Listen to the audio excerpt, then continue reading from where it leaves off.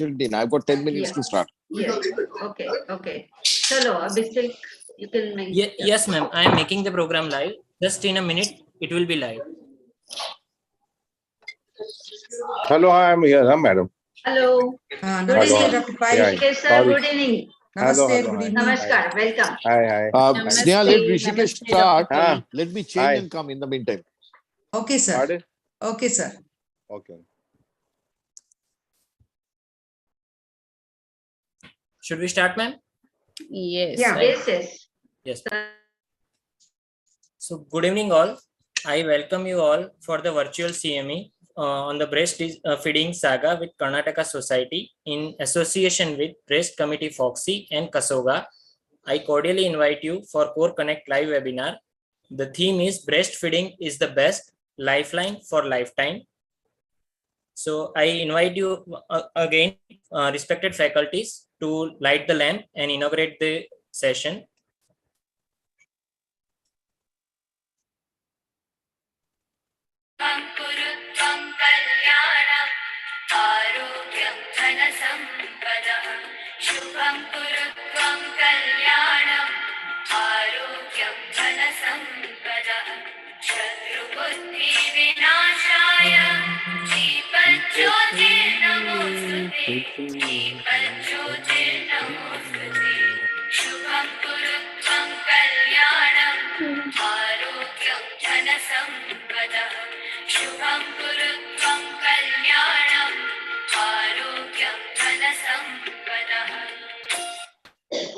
Thank you so much. Master of the ceremony for the today's event is Dr. Bharti Rajshekhar. She is Secretary General Ksoga. Dr. Bharti Rajshekhar is Medical Director of Gynae Consult.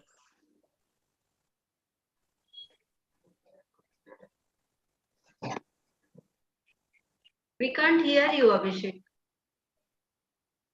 I think you can cut short it and move on. Yeah, Abhishek. you can Yeah. skip the Cut series. short and cut short and continue with the program. Hello, Abhishek, we can't hear you. I think Bharti. Yeah, I will take over. Yes, thank you, Dr. Abhishek, for that kind introduction. I now extend a very warm welcome to all the doyens of Fogsi and Ksoga over here to this very important webinar on breastfeeding is best, lifeline for lifetime. What a wonderful theme Dr. Sneha has given. So I now request Sneha Boyar, the president, the chairperson of the Fogsi Breast Committee, Breast Diseases and Committee, to kindly welcome the gathering. Thank you, Dr. Bharti. A very good evening, respected Dr. Rishikesh Pai, today's chief guest, Dr. Bhaskar Kaur, guest of honor for today's function, the patron for Ksoga, Dr. Hiramat, our guest of honor, Dr. Basavraj Sajjana, President Ksoga, Dr. Kasturi Donimat, President-elect, Dr. Vidya Thobi, Dr. Bharti Rajsekhar, the Secretary of Ksoga, and Southern Coordinator, Breast Committee, Fogsi, and Chairperson, Ksoga Breast Committee, Dr. Nagaratna, all the office bearers and members of Fogsi, President Fogsi, Madam Shanta Kumari, who is busy in PIGO meeting, will be joining soon. Secretary General, Madam Madhuri Patel, our Vice President in charge, Fogsi, Dr. Archana Verma, and all the esteemed faculties, panelists, and chairpersons. I welcome all of you for this very timely program for Breastfeeding Week celebrations, I will say. Though as a week, we concentrate and focus our efforts on this issue. As committee Fogsi, we are working on this issue throughout the year, around the clock. And for this, we are sensitizing the Fogsians. We are organizing various educational sessions, academic sessions. We are publishing certain news letters and updates. And we are training the paramedics. We are making awareness in the general public. And as a part of this, we are going ahead with this CME. And once again, from the bottom of my heart, I welcome you all here, and I hand over the mic once again to the organizer. Dr. Bharti, over to you once again. Thank you, Dr. Sneha. I now request the Ksoga President, Dr. Kasturi Donimat, to kindly give her opening remarks to this very important webinar. Dr. Kasturi, please. Okay, yeah. Pleasant evening to one and all. My namaskara to all the eminent personalities on this webinar. Mainly the Fogsi President, Dr. Shanta Kumari Madam, then Dr. Madhuri Patil and Dr. Archana Verma, I can see her, and all the Ksoga EC, our Chief Patron, Dr. M.J. Remat, President, immediate past President, Dr. Basuraj Sajjan, President-elect, my own good friend, Dr. Vidya Thobi, and our very dynamic Secretary, Dr. Bharti Rashekar, and Treasurer, Dr. Durga Das, and whole EC of Ksoga. And today's very, very important person, Dr. Sneha, Chairperson, Breast Committee, Fogsi, and Chairperson for Breast Committee, Ksoga, Dr. Nagratnama, who are the key persons, the main pillars who have taken up this program in a big way. Just 15 days back, we had another program on breast disease. It was a huge success. Many people appreciated. I got so many good feedbacks about that program, like small things which we neglect, and we always refer to the surgeon. It was all addressed. So we were thinking of taking up these programs in a big way in future also. And today's topic, most relevant, from August 1st, we are going to have this breastfeeding week. So we are much more ahead of everybody in educating people about breastfeeding. Thank you, Dr. Sneha and Dr. Nagratnama, for taking up this in a big way. And as all of us know, very, very important. And I like this thing, that breastfeeding lifeline for lifetime. Very, very nice, very meaningful theme for this webinar and your activities. And teaching about this, creating awareness and sensitization about breastfeeding is extremely, extremely important, not just among doctors, not just among gynecologists, but among all the healthcare workers, all the public, and the mothers. And our awareness should not start after the delivery. It should start right from our preconceptual period, during our antenatal period, during even the intrapartum period. We should keep the birth companion, keep talking. She should keep talking about to the mother about that, and definitely in the postnatal period. Even though so much of awareness we are creating, we see lots of myths and misconceptions and superstitions around breastfeeding. So much you cannot imagine, so much of even when we ask, first thing, they don't want to breastfeed the baby first. They want to put some honey, some sugar, whatnot, to the baby and harm the baby. And they don't know that our colostrum is amruta, we call nectar of life, and which they are neglecting. One more thing is, in spite of so many things, still in our postnatal ward, we are seeing babies dying due to hypoglycemia. Suddenly they'll tell baby is very limp, not moving. And then when we check the blood sugars, they are very low. This is because the mothers are neglecting their children, not that intentionally, being ignorant about it. They're innocent and ignorant, and with their own misconceptions and myths, they are neglecting the baby. So we need to create the awareness, tell them the importance of breastfeeding and how frequently they have to feed, how properly they have to feed, latching, etc., etc. So which all this will be addressed in this panel discussion and the talks by our eminent speakers. So thank you, Dr. Sneha and Dr. Nagratnama, for taking up this in a big way, and looking forward for many more programs from your breast committee in our Ksoga. And thank you, everyone, all the EC of the Fogsi and our Ksoga family and all the members for joining in a large number for this webinar. I wish all the best for this program. Thank you, everyone. Yeah. Thank you, Dr. Yes. Kasturi. Dr. Bharti, Madam Shanta Kumari has joined. Okay. Welcome, Madam. Good evening. Welcome, Madam Dr. Shanta Kumari. Thank you, Dr. Kasturi. And without wasting much time, let us go ahead with our President. Fogsi is over here, Dr. Shanta Kumari. I request you to kindly address the gathering and give your valuable inputs. Thank you very much. Good evening to everyone. I just heard the previous talk and she's so very right. Absolutely. I think breastfeeding and the importance is very, very important. But I feel sad that, we have to talk about breastfeeding. This should not have been a topic to be actually talked about. It should have been a natural instinct of all of us. But we find, unfortunately, that the incidence of breastfeeding is really less, very less, because statistics have shown some states are having only 38 to 40% initiation of breastfeeding. I think that is very, very sad. So we should see to it that everyone should make it a point to say that breastfeeding is the most important, and it should not be something to be discussed. It should be a natural way, and the most important, I think, responsibility of everyone to take care of our generation next. And I congratulate Sneha and Nagaratnam and the Ksoga team for coming forward to read stand, and every one of us stand on the importance of breastfeeding. Thank you. Thank you, Madam Dr. Shanta Kumari, for that excellent, short and sweet message.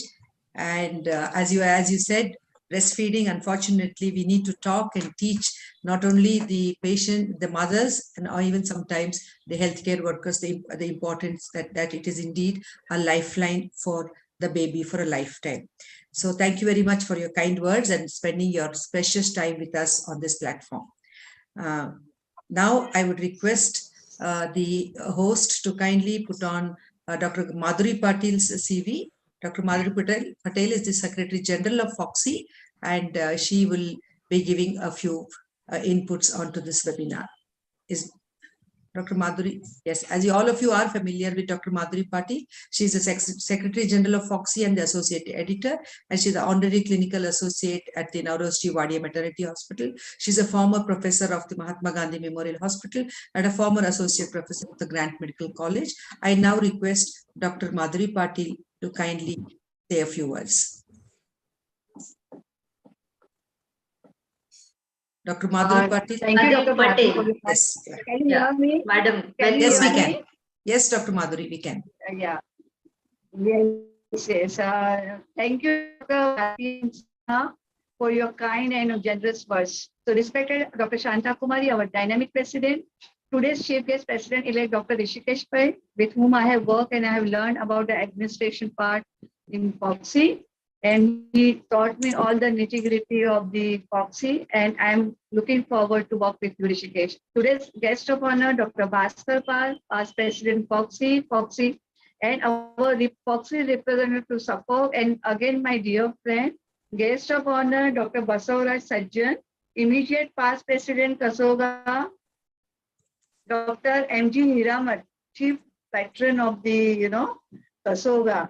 And I must say that I have learned from Sir so much, and I was the one who took over from him as a breast committee chairperson. And I really thank Dr. Hiram.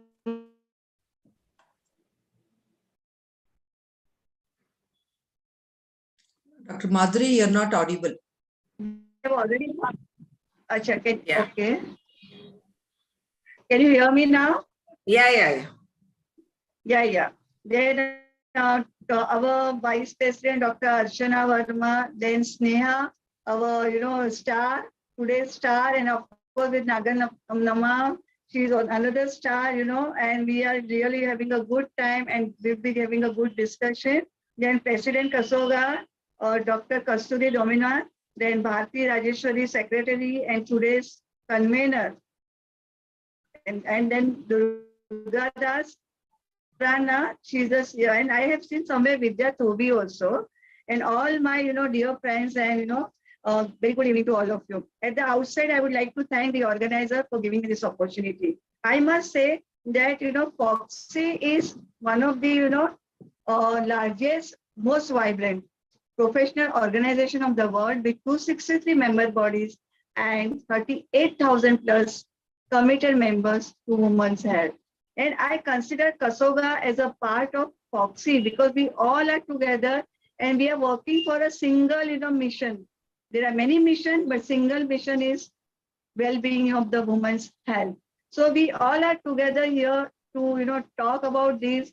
And I must appreciate Sneha, the Breast Committee Chair, along with the team, Dr. Nagarathama, Breast Committee Chair of Ksoga, for the excellent academics and the public awareness work in breastfeeding and the breast cancer and breast diseases.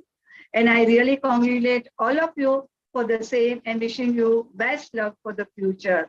As we know, the breastfeeding week is there nearby, and we are the one who has started this breastfeeding week, that is from 1st to 7th August every year, to aim to highlight the huge benefit that breastfeeding can bring to the health of and welfare of babies, and benefit to maternal health, focusing on good nutrition, poverty reduction, and food security. I must say the maternal health is also very important. When mother feeds the baby, they don't only they have a low chance of ovarian cancer, as well as endometriosis, breast cancer, diabetes, hypertension, and even cardiovascular disease and osteoporosis. So there are many advantages of breastfeeding, not only to the baby but also to the mother.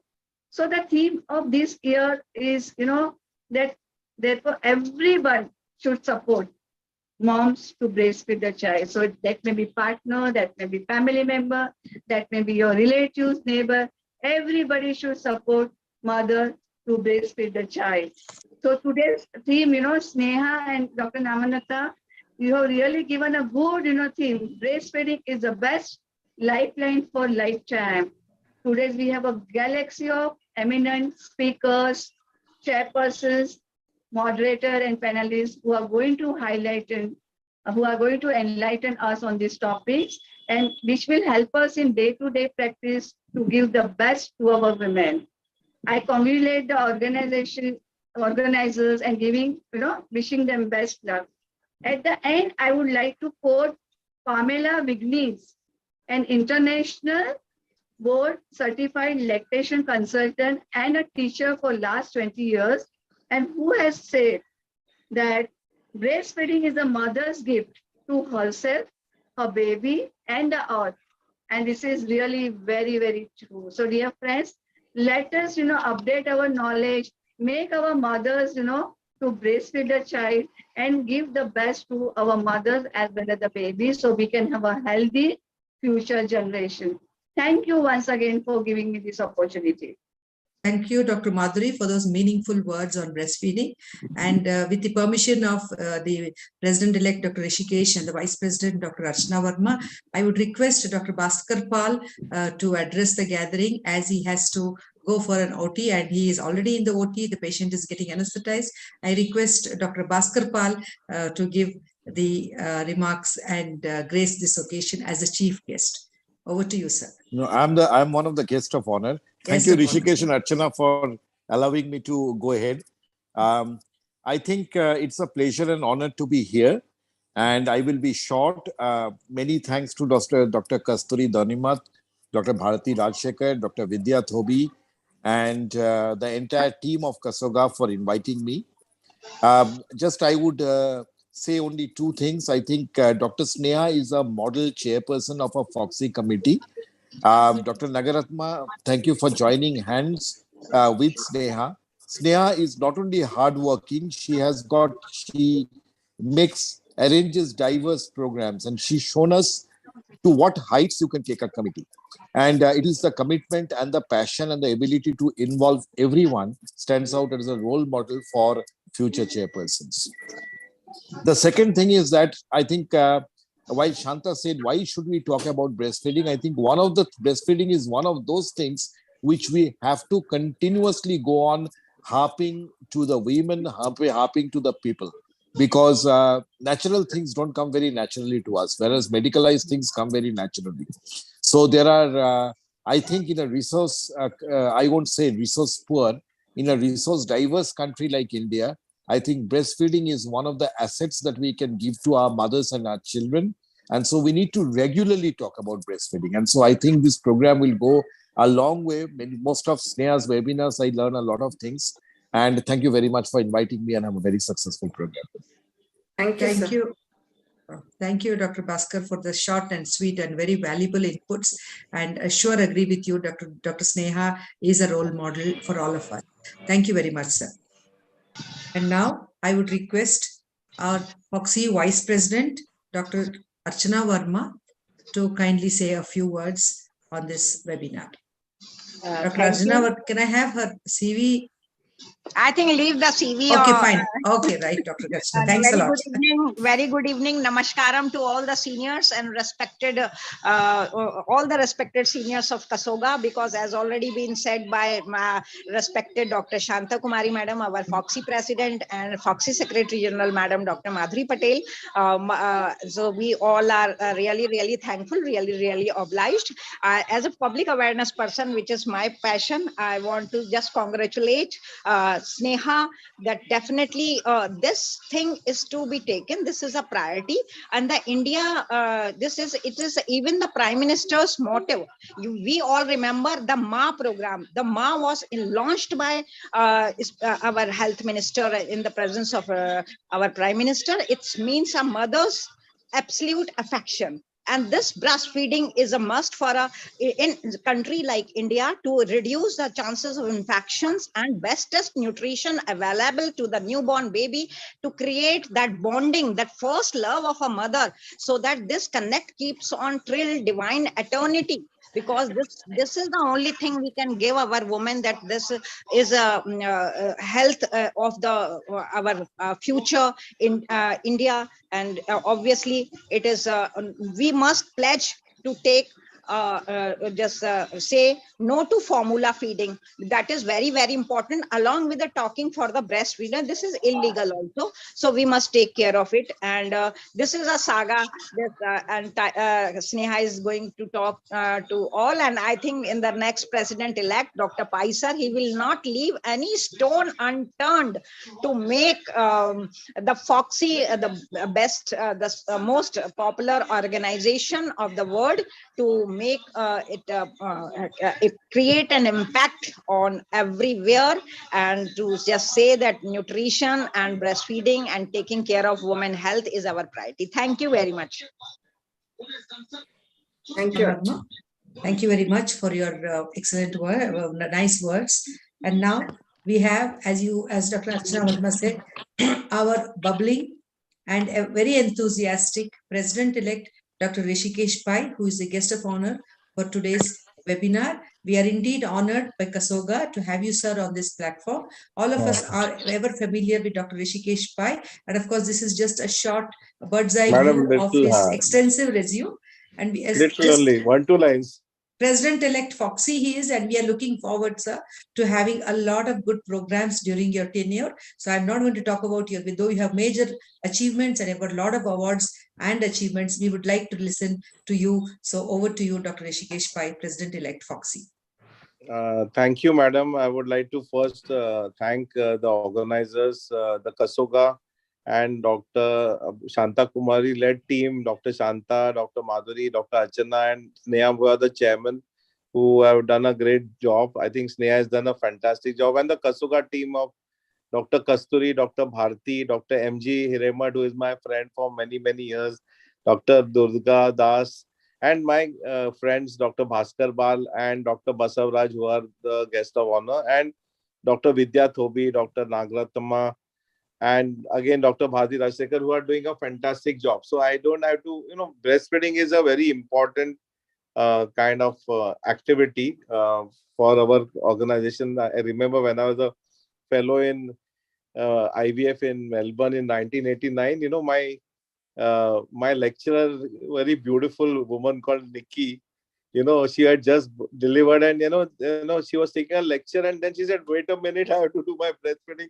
She had a kid with her. She just turned around and breastfed a child in front of all of us. We were all postgraduates and undergraduates listening to her talk, and she just took 5 minutes off and breastfed a child. So, I think that education and knowledge is very important. Once you know that breastfeeding is important, and I was reading just now, it's always an educational experience for me, because, I don't do much of delivery practice. So I was just quickly reading the UNICEF, and I realized that how important it is that breastfeeding. It nearly 800,000 births, annual deaths under 5, and 20,000 deaths from cancer breast are prevented by breastfeeding. And I remember Dr. Menka Gandhi, who when she was Women and Child Minister, made that maternity leave to 3 months. Actually, the maternity leave has to be 6 months, because when you have the 6 month maternity leave, of course, when you have when your employee goes away for 6 months, it's really a big problem for all of us. But we have to look at the longer benefit of that employee going for 6 months, because the breastfeeding has to be done for 6 months continuously, and with maternity leave being extended from 3 months to 6 months, it will be possible. That will lead to a lot of sacrifice from employers. Like even I am one of the employers. Every time someone in my office goes on maternity leave, it's a real big issue, because you can't get someone just for those 3 months for as a locums. But then you look at the larger good, and that is what it is all about. You have to look at the larger good. What is it in it that helps our country, our nation, and indirectly, if the nation is helped, we also get help. So it's very important, and I always believe in the larger good, and giving back to society. As you know that our 1 billion people are poor, so we have to have a binary function in our mind that 300 million we have to give normal charges, and 1 billion people we have to do free work. That only, once we do that free work and we uplift those people into the 300 million more and more. So I'm very excited. Every day I get so many pharma companies. Just now also I was talking with someone in my house. It's like when you're a Foxy president, and I realize how happy Dr. Shanta Kumar is. It's like you can't imagine the position that you are in. People come to you with open purses and say, sir, do this program, do that program.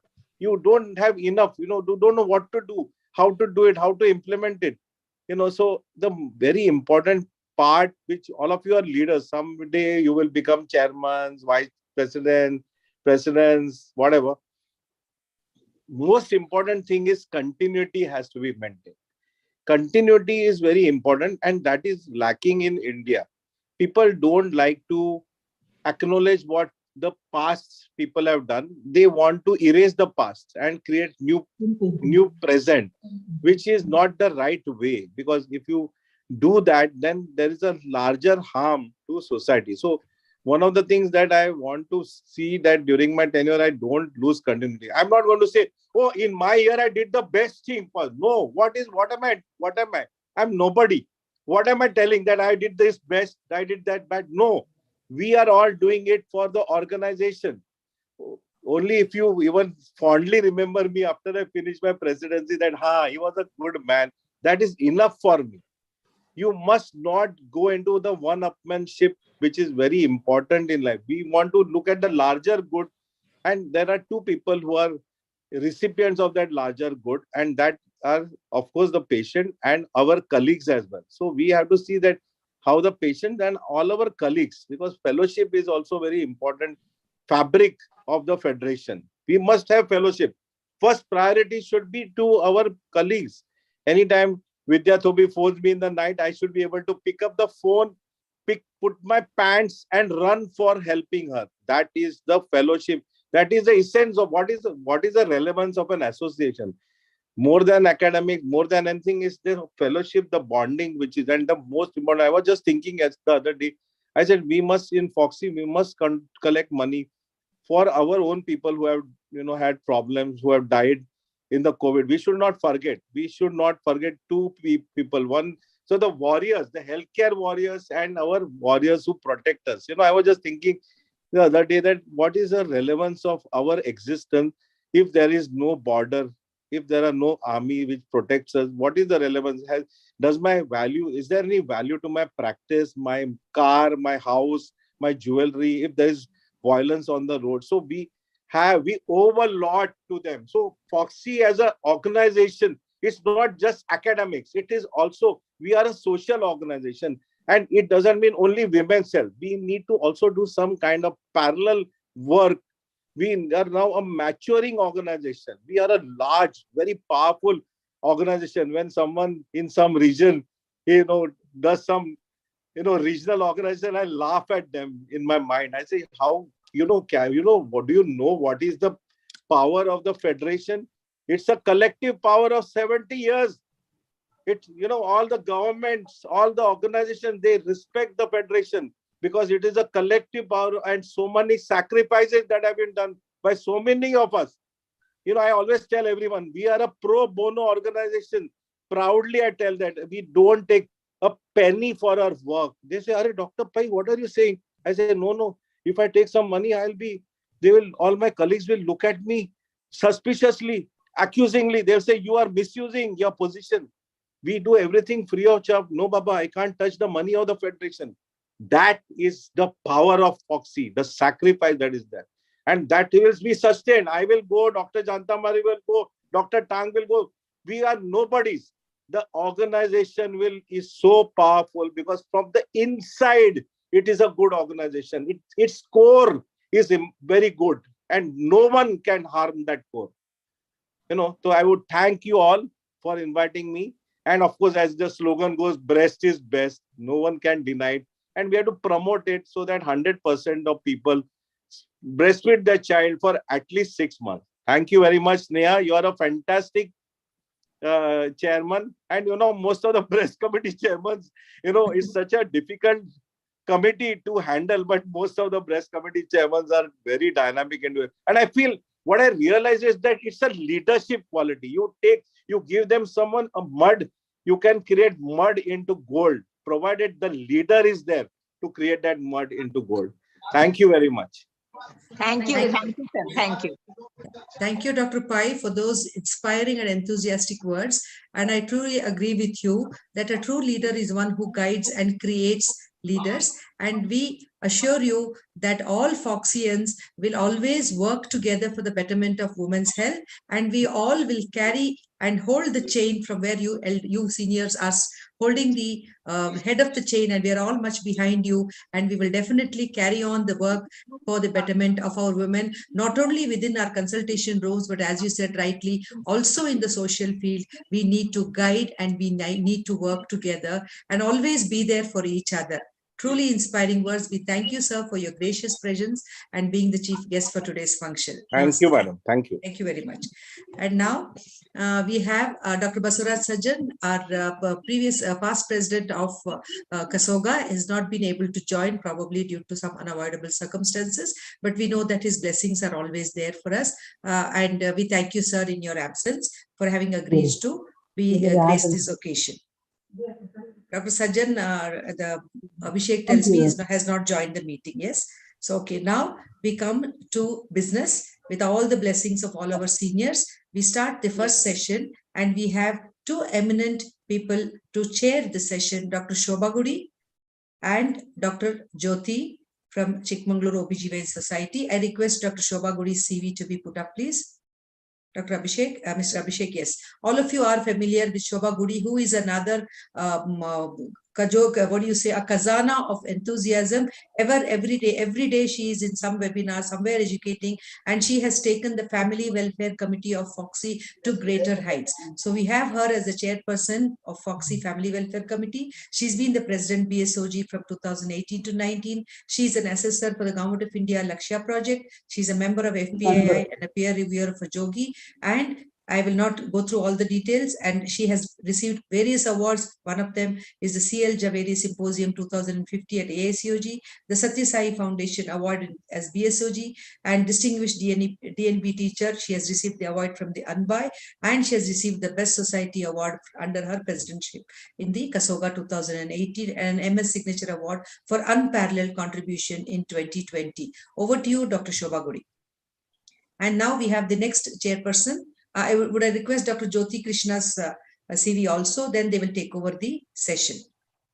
Abhishek, Dr. Jyoti Krishna. Yes, Jyoti Krishna is a very, very good friend of mine. She has been my guiding spirit, and I have the privilege to know her at a personal level. She comes from Chikmagalur and runs a very a hospital in a semi-urban area at Secure Hospital, which was started by them as Joldal Healthcare, and they have provided exemplary healthcare to the women of Chikmagalur for the past 40 years, I would say. She is the president of the Chikmagalur Society for 22-23, and her field of interest is high-risk pregnancy. I welcome Dr. Shobha Gudi and Dr.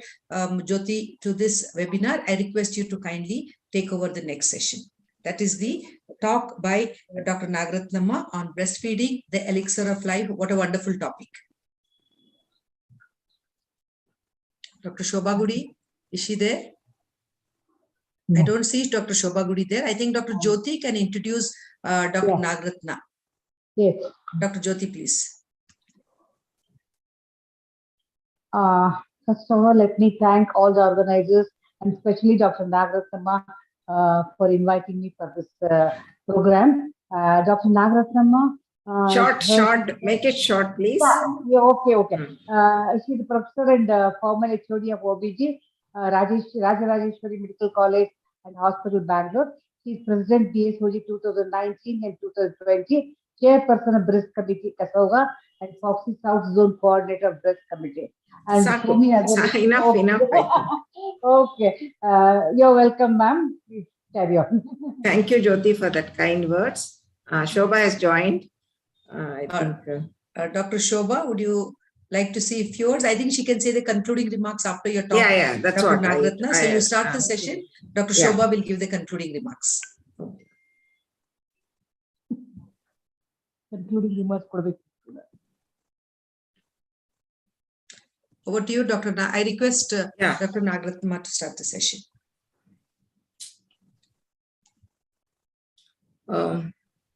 Abhishek? I'm not. Yes, ma'am. Screen share, where is it? I don't know. I'm not on the bottom there is a share screen. Should I go to the slideshow directly? No, there is a green chat. No, participants chat, then you have share screen at the bottom of the screen. Button Share screen. It will be there. Just to move cursor, move your cursor. It may have gone below. You just move it, it will move up. The green icon. Just above the taskbar, ma'am. Yeah. I think I need to log in again. I don't know. It is there, but no, it should be there. Yeah, ma'am. You are on a Zoom. So just above the taskbar, there is a share screen button in green color, ma'am. Well, it's not there. Just put your cursor down. Everyone, put your cursor down. Good evening, everyone. Hi, good evening, Shobha. Yes, by the time she finishes, she gets her PPT. I think you can give a few remarks. Welcome, Dr. Shobha. I'm so excited to be here and welcome to Sneha for this. It is her program only, but I'm so happy that you are able to connect to Ksoga. And there is a lot of, good information which will come forth today. In fact, I am in Pune right now. I just concluded my workshop on implants. So I will be leaving for the airport shortly. So I think I will connect on the mobile. After this. Okay, fine. Nagaratna, are you done? Are you ready? Ma'am, she might be logged out. Okay, I think that cursor, she has to move down, right? Yes, it must have gone down. It usually sometimes is near the taskbar.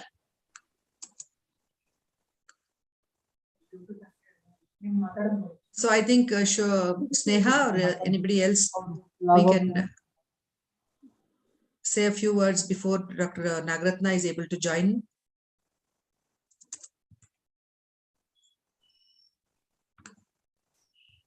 Abhishek, do you have the presentation with you? No, ma'am. Ma'am's presentation is not with me.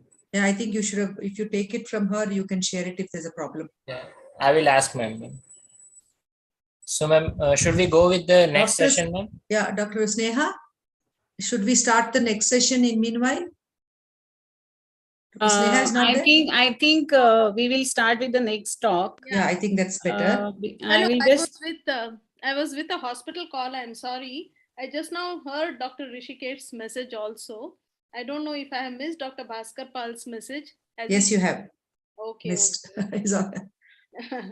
So can we, Dr. Sneha, can we start the next session if it is taking time? I think Sneha is online on, I know Nagaratna is connecting again. Correcting. Yeah. Okay, let's see.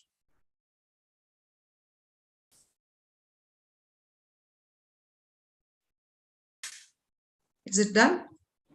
Yeah, I'm just sharing. Fine. Yeah. Yeah, So sorry has for the Nagaratna been inconvenience. Introduced? Has Yeah. she been introduced? Yes, No, yes, introduction is over. Okay. Yeah. Sorry for that inconvenience.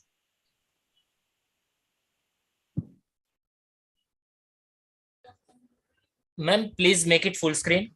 Yeah. Yeah.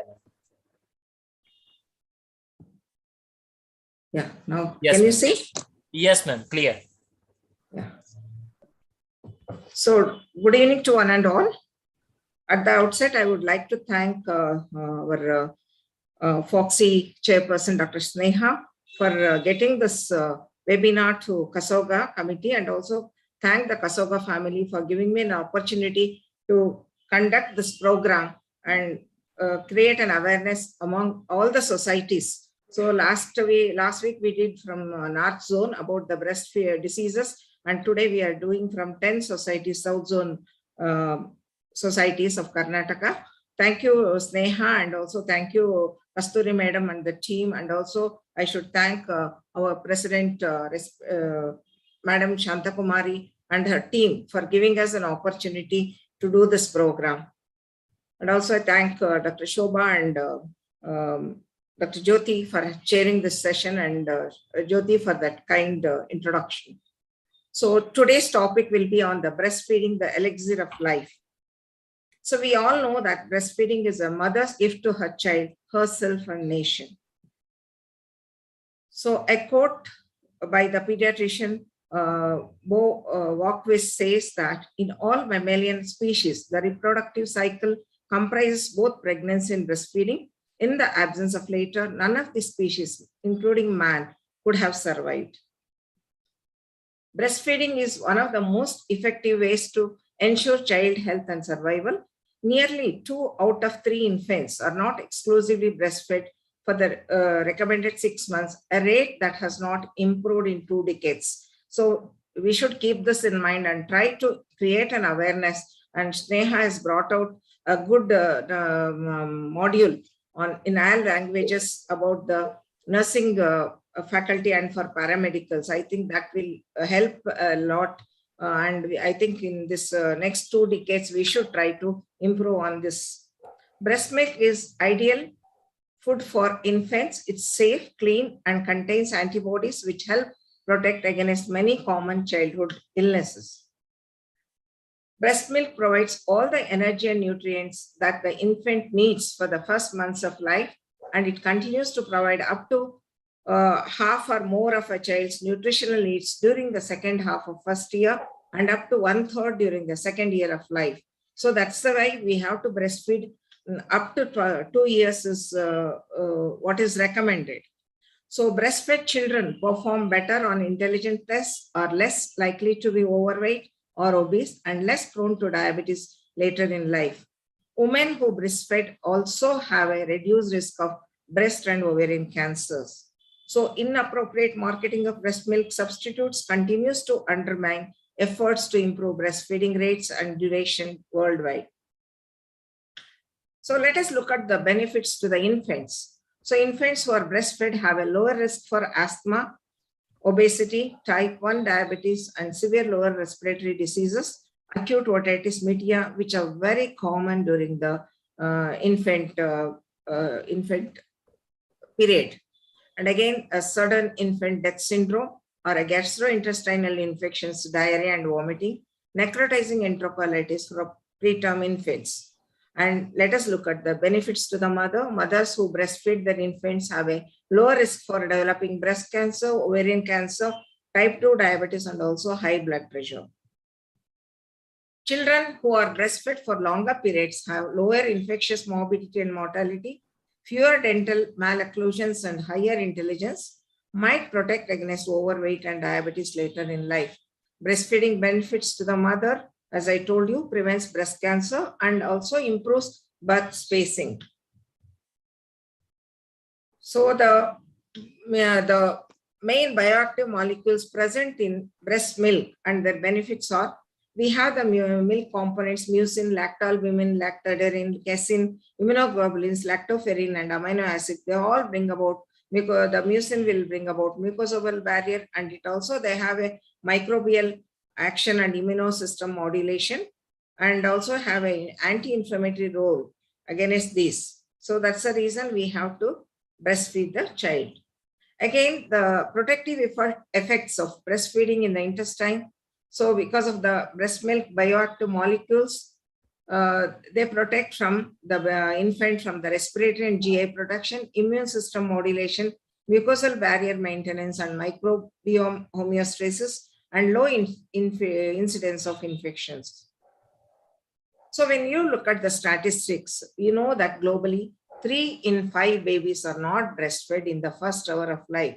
Does it not an alarming thing for us?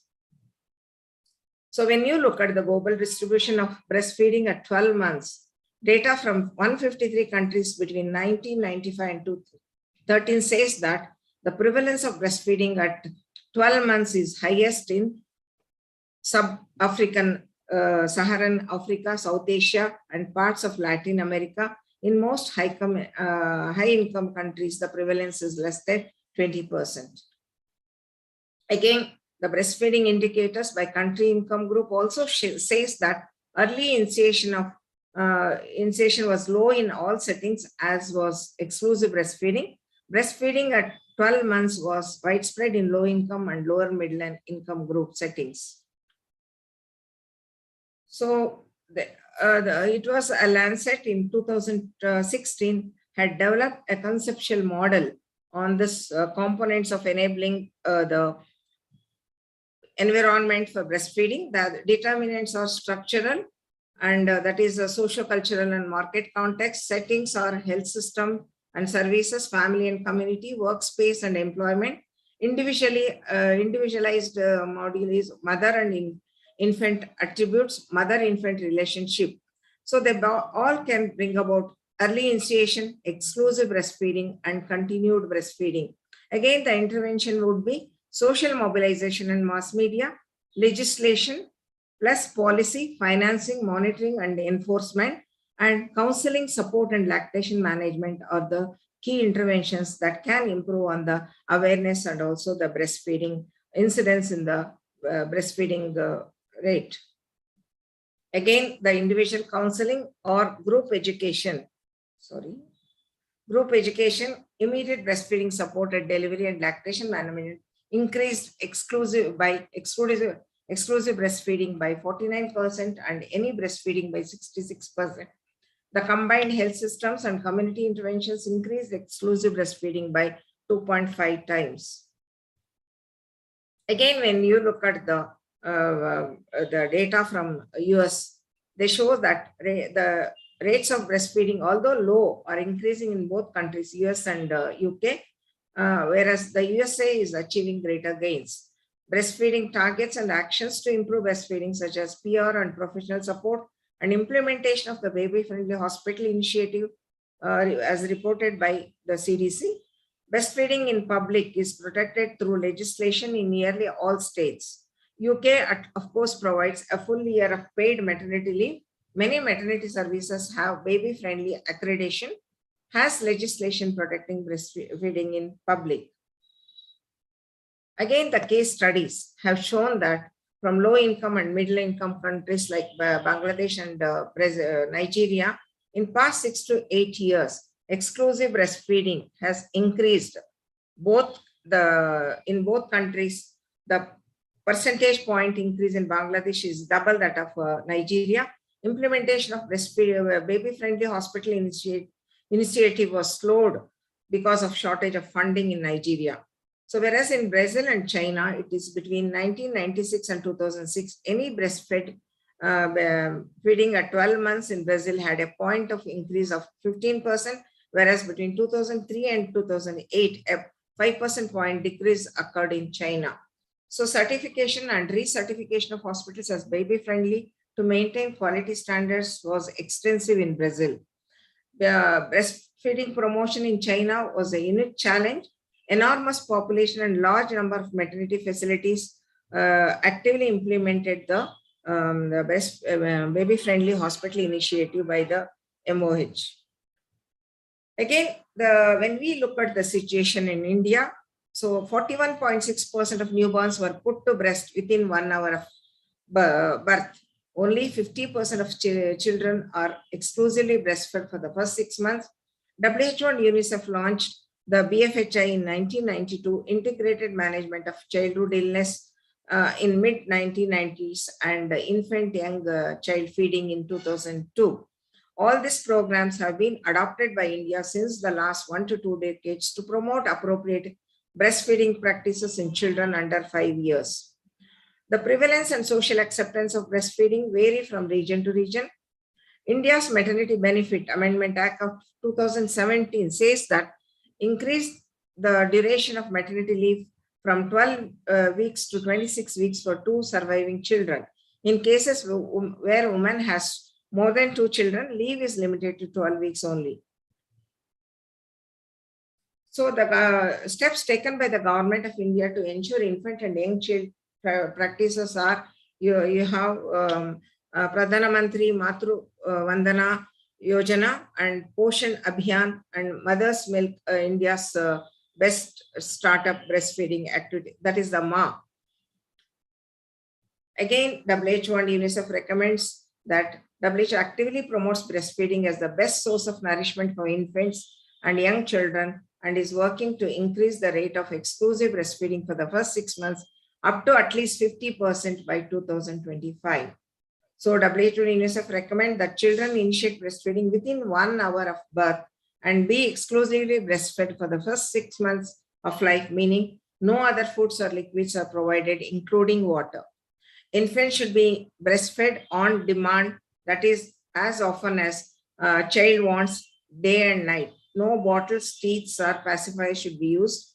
From the age of 6 months, children should begin eating safe and adequate complementary foods while continuing to breastfeed up to 2 years and beyond. So again,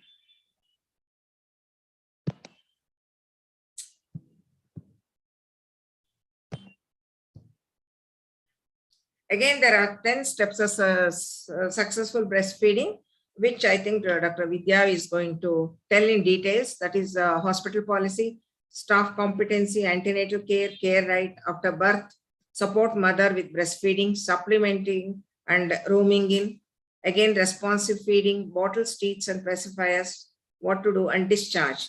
So these are the things which the Dr. Vidya Tobi is going to address in depth, so I'm not going in detail about this.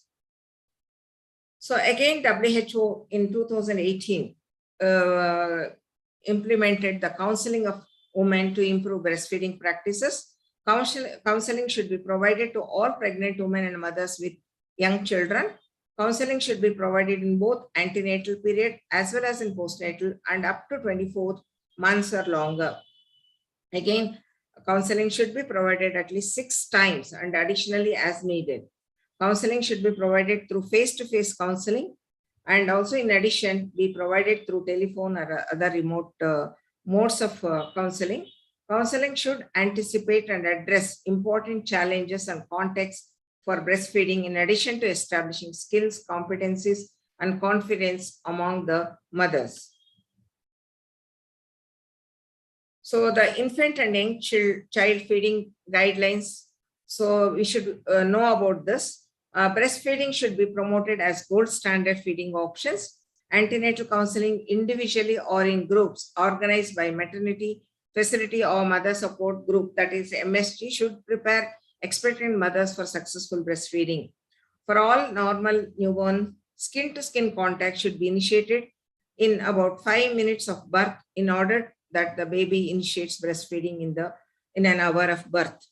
So breast crawl can be adopted for early initiation. In case of operative birth, the mother may need extra motivation and support.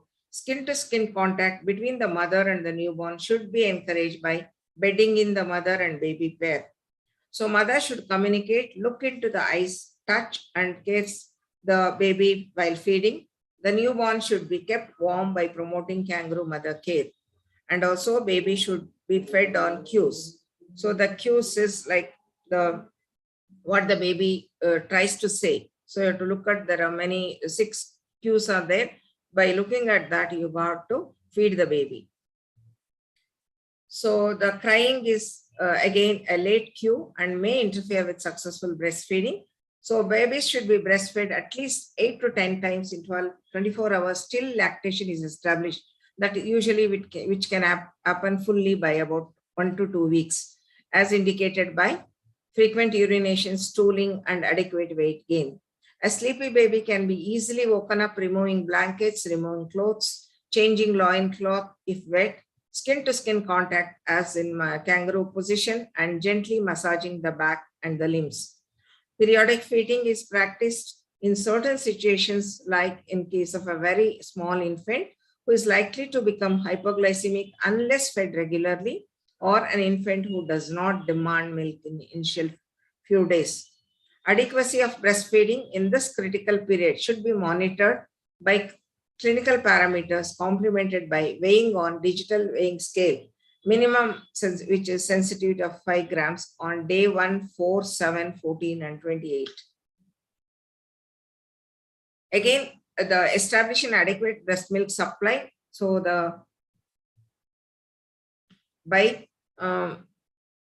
if the sufficient mammary tissue is not there, then there'll be insufficient that is like hyperplastic breast, etc.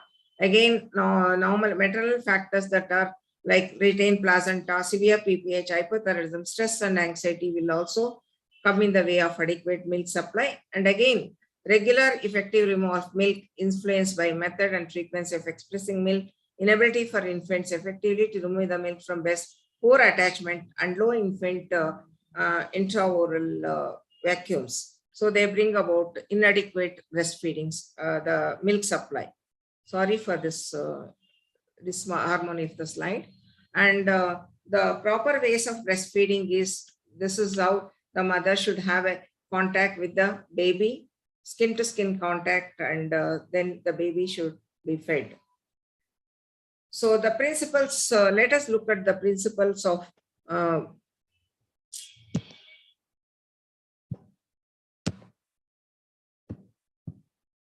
sorry, what happened?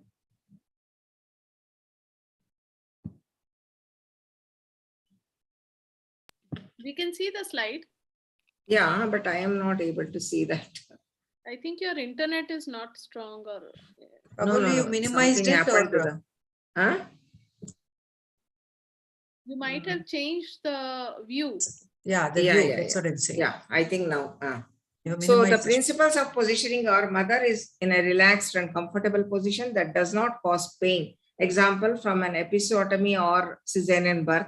Mother and infant are well supported. Supports may be used to help a mother find a comfortable position while breastfeeding. Mothers holds her infant unswaddled, tucked in close, tummy to mummy, with shoulders and hips aligned and well supported. An infant is well aligned if an imaginary line is drawn from the infant's ear to shoulder to hip. The infant's head and neck are slightly extended, which means slightly tilted back, sometimes called a sniffing position. During latching, the infant's head is slightly extended with the lower lip or chin touching the breast. This will allow for a deep latch. Again, teach the mother to pay attention to the amount of areola in her infant's mouth. Sometimes the natural relaxation and that happens with the feeding leads to an areola slipping out. Encourage the mother to notice any tension in her shoulders and then relax them. There is a strong interaction between head and neck position and feeding function. Head and body alignment work together to achieve a position that enables breast milk transfer. So this is the technique of breastfeeding. Hold your baby towards your body and the baby's nose close to the nipple. Move the baby back an inch or two. The baby's head should tilt back and the mouth will open.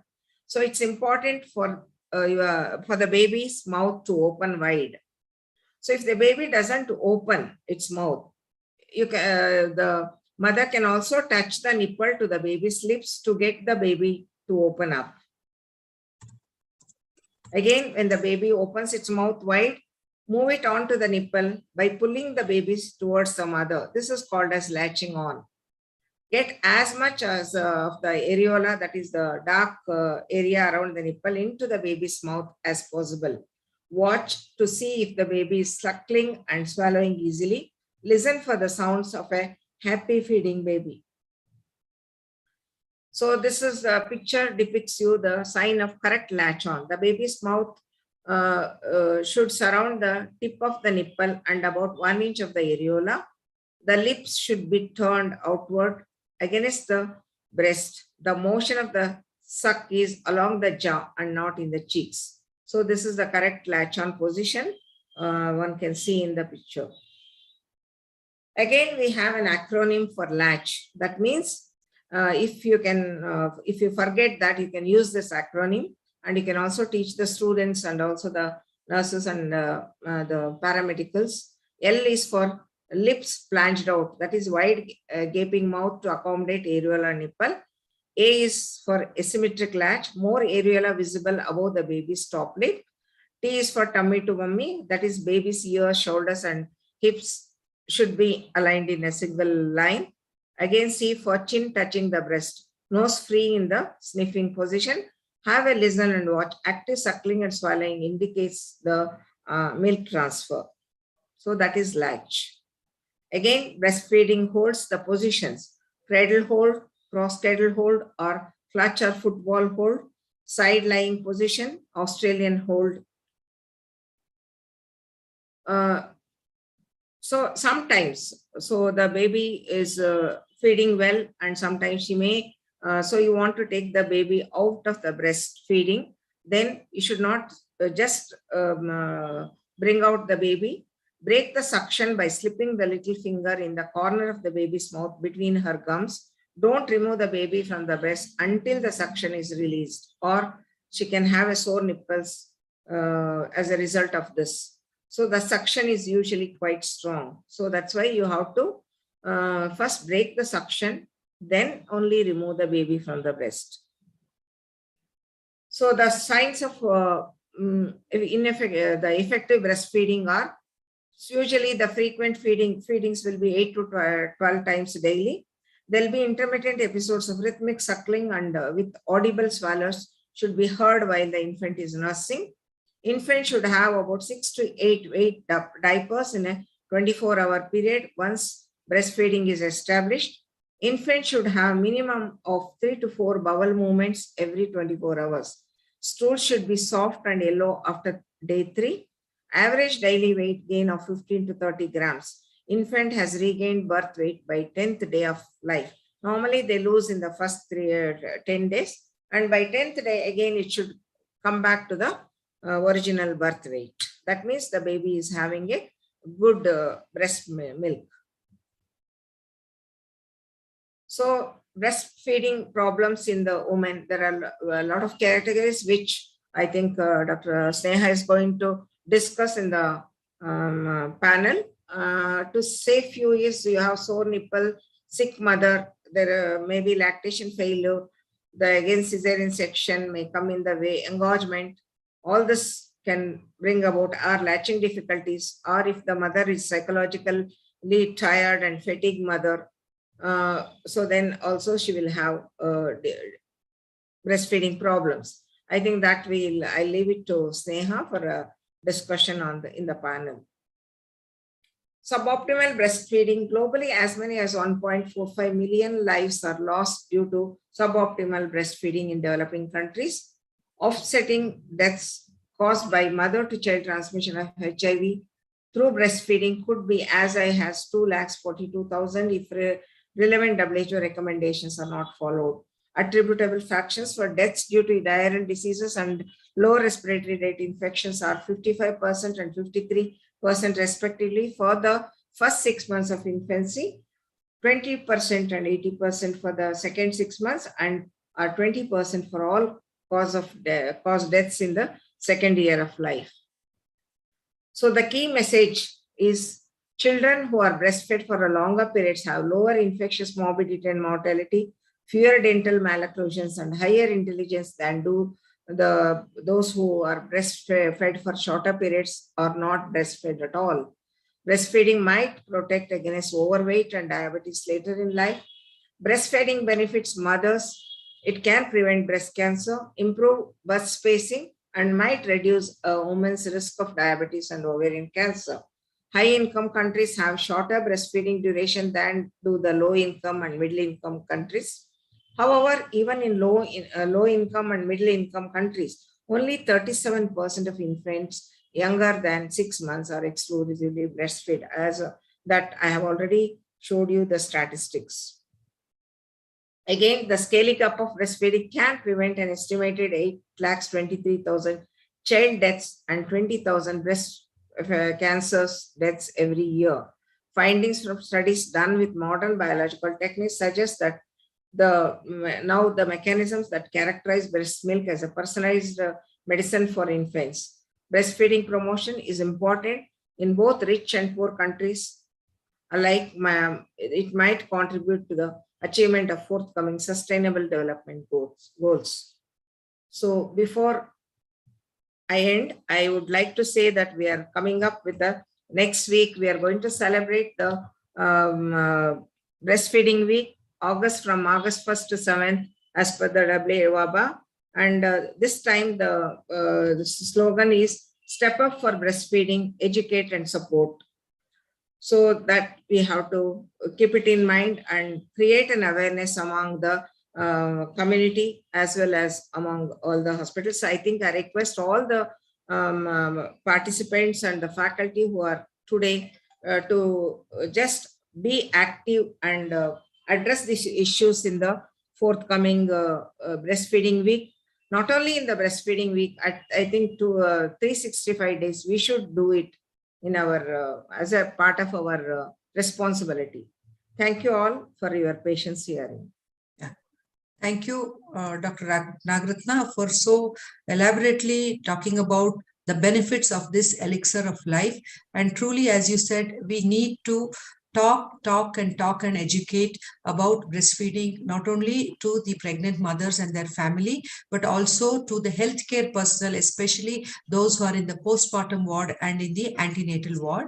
And we need to tell them about the benefits time and again, and antenatal counseling and antenatal demonstration by having a small group of your pregnant mothers and having some flyers like the posters you have, I think surely will put it into their heads that this benefit of breastfeeding is irreplaceable by any other technology or whatever is there is coming up. Breastfeeding will be there forever and ever as long as humanity exists. So we thank you very much. I think due to paucity of time, we will take the questions in the chat box at later on. I request Dr. Shobha Gudi and Dr. Jyoti to give a concluding remarks.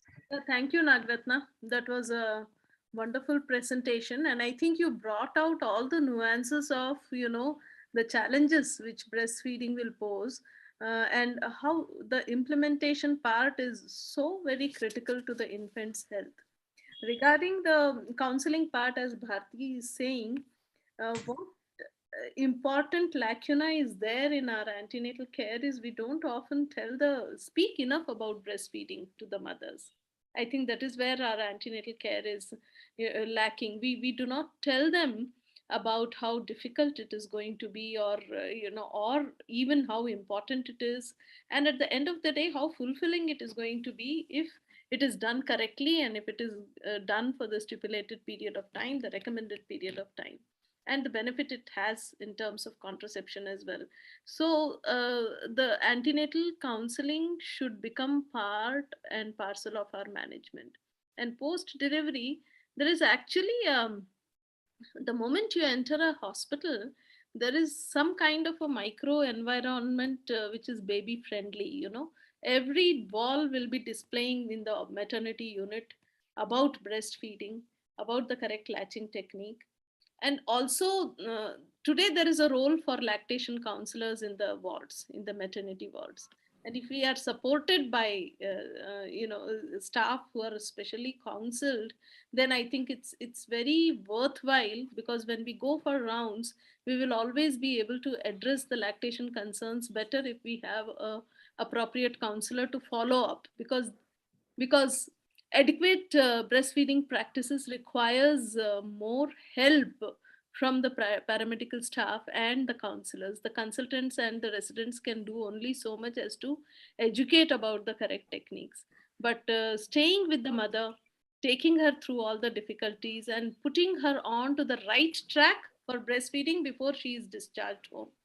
For that, we need adequate help. So I think we should look forward for building up such services.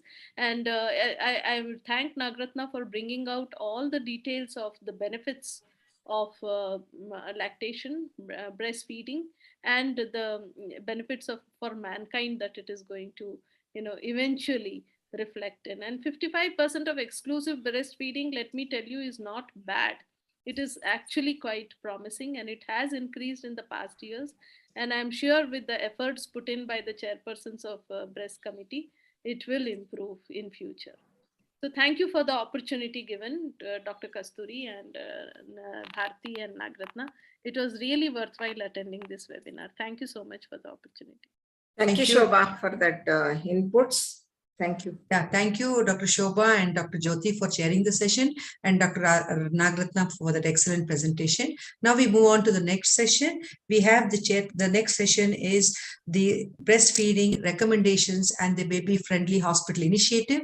We have our speaker as Dr. Vidya Topi, and our chairpersons for today are Dr. Sri Lakshmi, who is our EC member of the Ksoga, and Dr. Yogendra Kumar, secretary of the MOGS. Could I have their CVs, please? Yes, Dr. Sri Lakshmi is a consultant of fetal medicine in Malnad High Tech Diagnostics, Shimoga. She is the member of the Royal College of OBGYN London, and she is the professor and HOD at Subaya Medical College. She has been the secretary of Shimoga Society, and she has adorned various positions as in her capacity in Manipal also. And now she is practicing in Malnad High Tech Hospital. And Dr. Sri Lakshmi, to you. And would I have Dr. Yogendra Kumar's CV, please? Abhishek? Could you please put, yes, Dr. Yogendra Kumar is the secretary of the Mandya Obstetrics and Gynecological Society. And I request both of you to take chair the next session and kindly introduce the speaker, Dr. Vidya Tobi, President-elect, Ksoga. Hello, good evening all. Yeah, ma'am. Yeah, ma'am, I'm here. Yeah, it's my pleasure to introduce Dr. Vidya Tobi, whom I know personally as well since 2 years. She is enthusiastic, and previous year her name was synonymous with the drugs committee chairperson. So enthusiastic and dynamic personality. She is a president-elect for Ksoga. She is the best chairperson of Food, Drugs and Medical Legal Surgical Equipment Committee, Best Committee Fogsi Award, and she was a ICOG Governing Council member, Fogsi Champion Award in 2019. She was a national corresponding editor of Jogi, organizing chairperson of Ksoga in 2016. She was a president and secretary as well. She has good number of publications and papers at national and international conferences. It is our pleasure to have you here, ma'am. Over to you. Thank you for those kind words. And at the outset, I thank our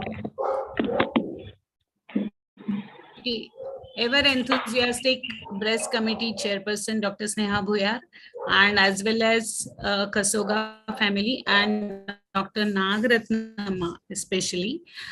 She has taken our Ksoga breast committee to a heights. So it under the guidance of course, Dr. Sneha Bhuyar. She has done excellent program throughout her chairmanship, and I congratulate Sneha Bhuyar for her excellent contribution as breast committee chairperson. So I will share my screen now, and I will try to share that. I hope it is visible. Okay, so I am making it slideshow.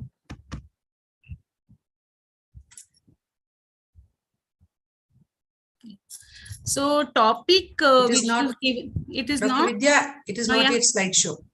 Oh, Just wait for few seconds, ma'am. Yeah. I think you have to go to from beginning. Slideshow from the beginning. You're in midway. Share it In the again middle. and share it from slideshow from beginning. From beginning.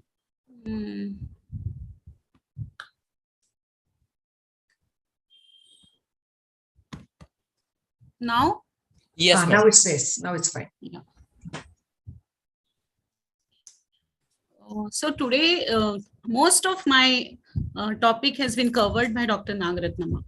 So she has highlighted the various points and various benefits of breastfeeding. We all know about the breastfeeding, how it is useful, how it is elixir and everything. And also we know that only 50% of our women, they breastfeed their infants. So we have to promote breastfeeding, and not only during breastfeeding week, as Dr. Nagaratnama again pointed out that it should be 365 days a year we should promote breastfeeding. So it is our responsibility always to promote this. So thank you again. And I just wanted to know that how many of us we really talk about breastfeeding whenever we take rounds, or our postgraduate really they talk only in the breastfeeding week, we go on talking about breastfeeding. So we know that 80 to 90% of the deliveries now take place in the hospital, and hospital plays an important role in breastfeeding and a successful breastfeeding, I must say. The poor breastfeeding practices contribute to the artificial feeding, which affects the health of a baby. Most of the, we know that the Indian women now they are into services, or many factors they contribute for these poor breastfeeding practices. It also is important to educate mothers about the good breastfeeding practices. So that has also been highlighted by Nagaratnama, what are the good breastfeeding practices. It also helps to sustain this breastfeeding up to 2 years or beyond. So there is this initiative, that is Baby Friendly Hospital Initiative, which is launched in 1991, and it has proven to be effective strategy to increase breastfeeding initiation. So inappropriate feeding practices, suboptimal or no breastfeeding, and inadequate complementary feeding also, it remains the greatest threat to the child health and survival globally. So why this, excuse me. So we are talking about this exclusive breastfeeding, even after up to 6 months, 2 years. Why? Because it really works and it is very sufficient for the optimal growth. All nutritional needs are met. It also protects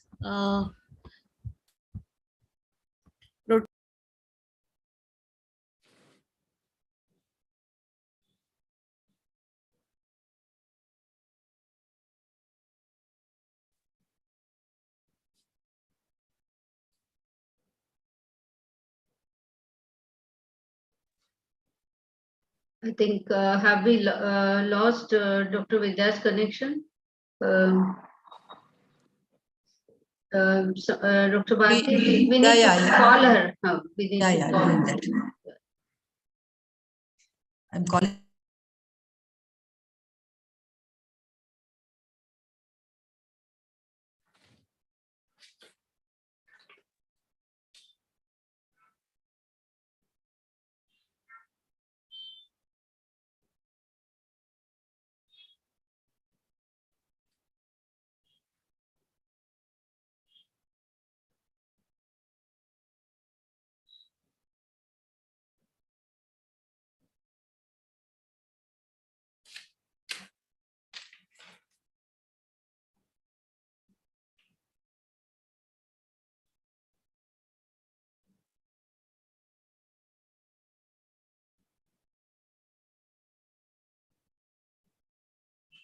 Sneha, she's rejoining. She has some network issues. I think by the time she joins, if there's anybody wants to say anything or have questions, I think we can take them up. She's rejoining, Dr. Sneha. Yes, yes, definitely. So you can, if there are any questions, you can ask. Okay. You can share with us. Okay, We can okay. discuss. Yeah. there are no questions. But I would like to say here that way back in 1988, I had registered my hospital as a baby-friendly hospital under the Breastfeeding Hospital Initiative, and we routinely have a poster which we show in the antenatal card. We have a page which talks about the benefits of breastfeeding, exercises and diet, and the positions in breastfeeding. I think that helps a lot. And we do have sessions for antenatal patients. We make small groups, and we talk to them from the onset of pregnancy, postpartum. Bharti, I rejoined. I just share my screen. Yes, again. please go ahead. We are just keeping the audience occupied. Yeah, thank you. Yeah. Yes.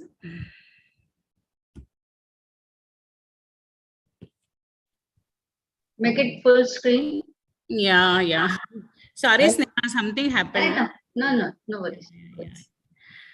I was talking about the exclusive breastfeeding till the end of 6 months. Why? Because it should be sufficient for the optimal growth, and all nutritional needs should be met. It always protects from the diarrhea, and it enhances, most important is a motor development, like turning over, reaching out for the object, or when the intestines are not fully matured to digest the food. So exclusive breastfeeding at the end of 6 months, and of course till 2 years. So there is this initiative which always we promote, that is baby friendly initiative, and that is a 10 steps for the successful breastfeeding.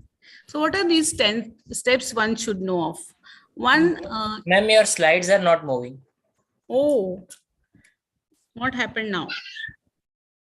Till what you can see? Slideshow. I think Abhishek, you guide her. Ma'am, on the bottom right, there is a percentage written. Besides that, I'll stop share again. Yeah, share it again, ma'am. I don't know what has happened.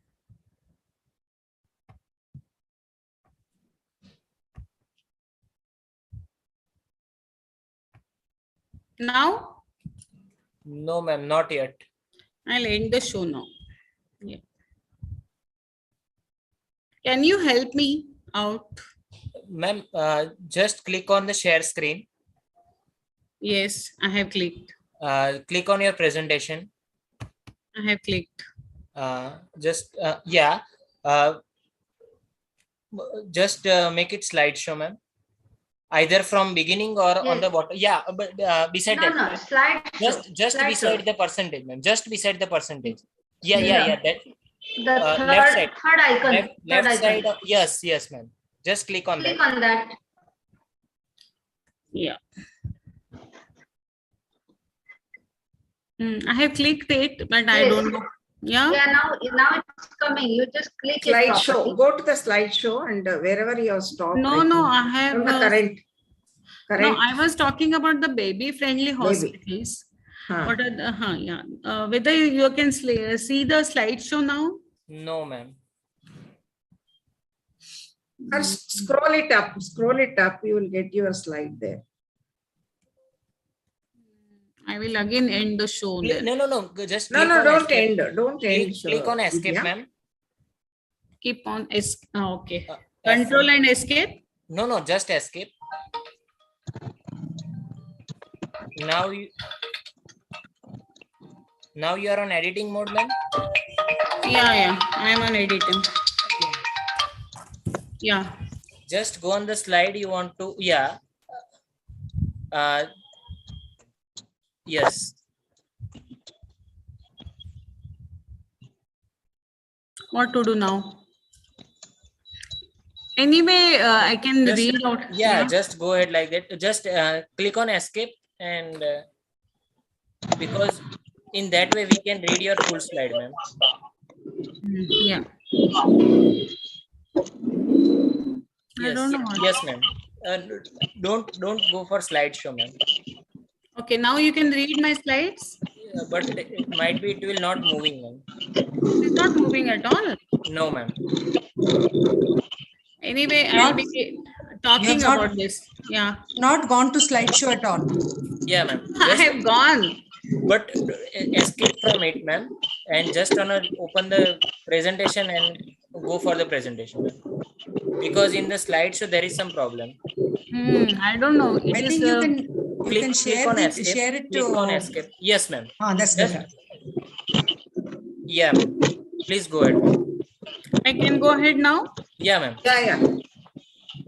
Yeah, I It's was. moving. It's Yeah. moving, but it is in slideshow. No. No, It is not in slideshow. Not in a slideshow, but we can read your slide, ma'am. Okay. Sorry for that. I have closed my video, I think. Yes, ma'am.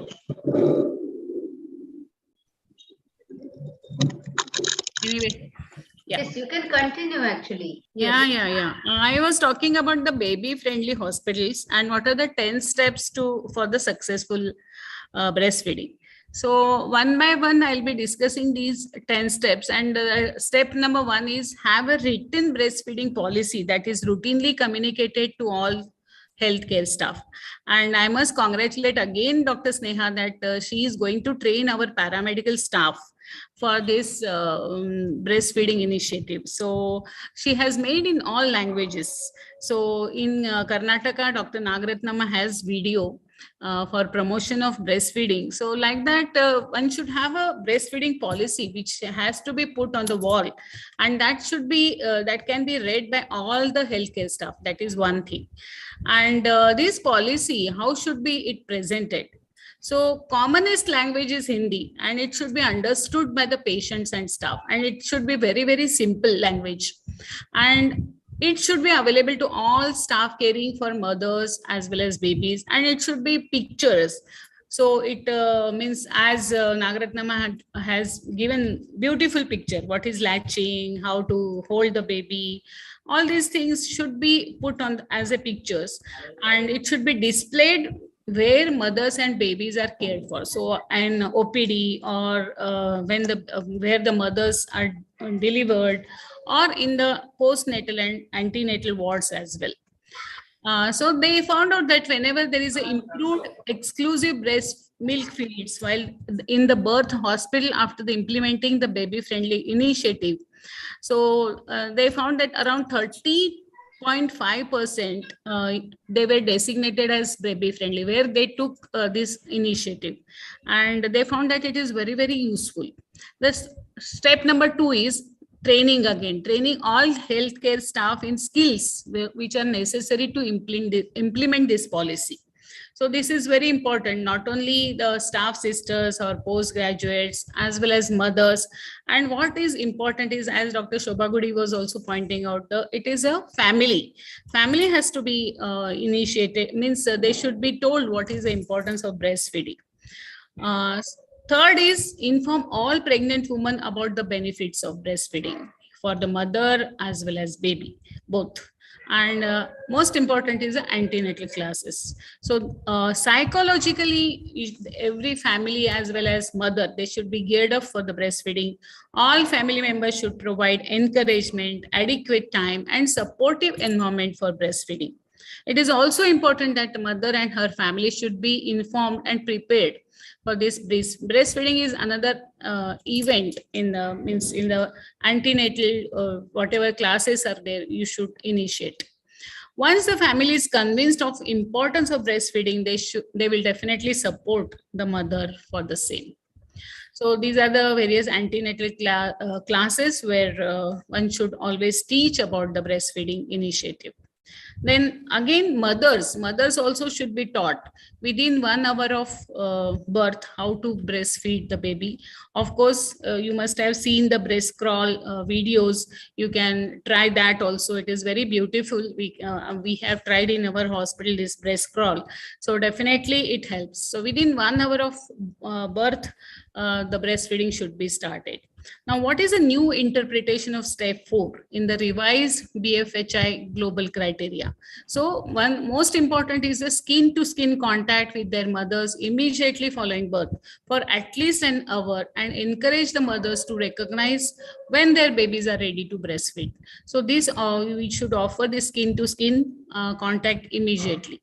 What are the do's and don'ts for the successful initiation? For mother, use of drugs, especially labor analgesia or any sedatives, you should use very judiciously.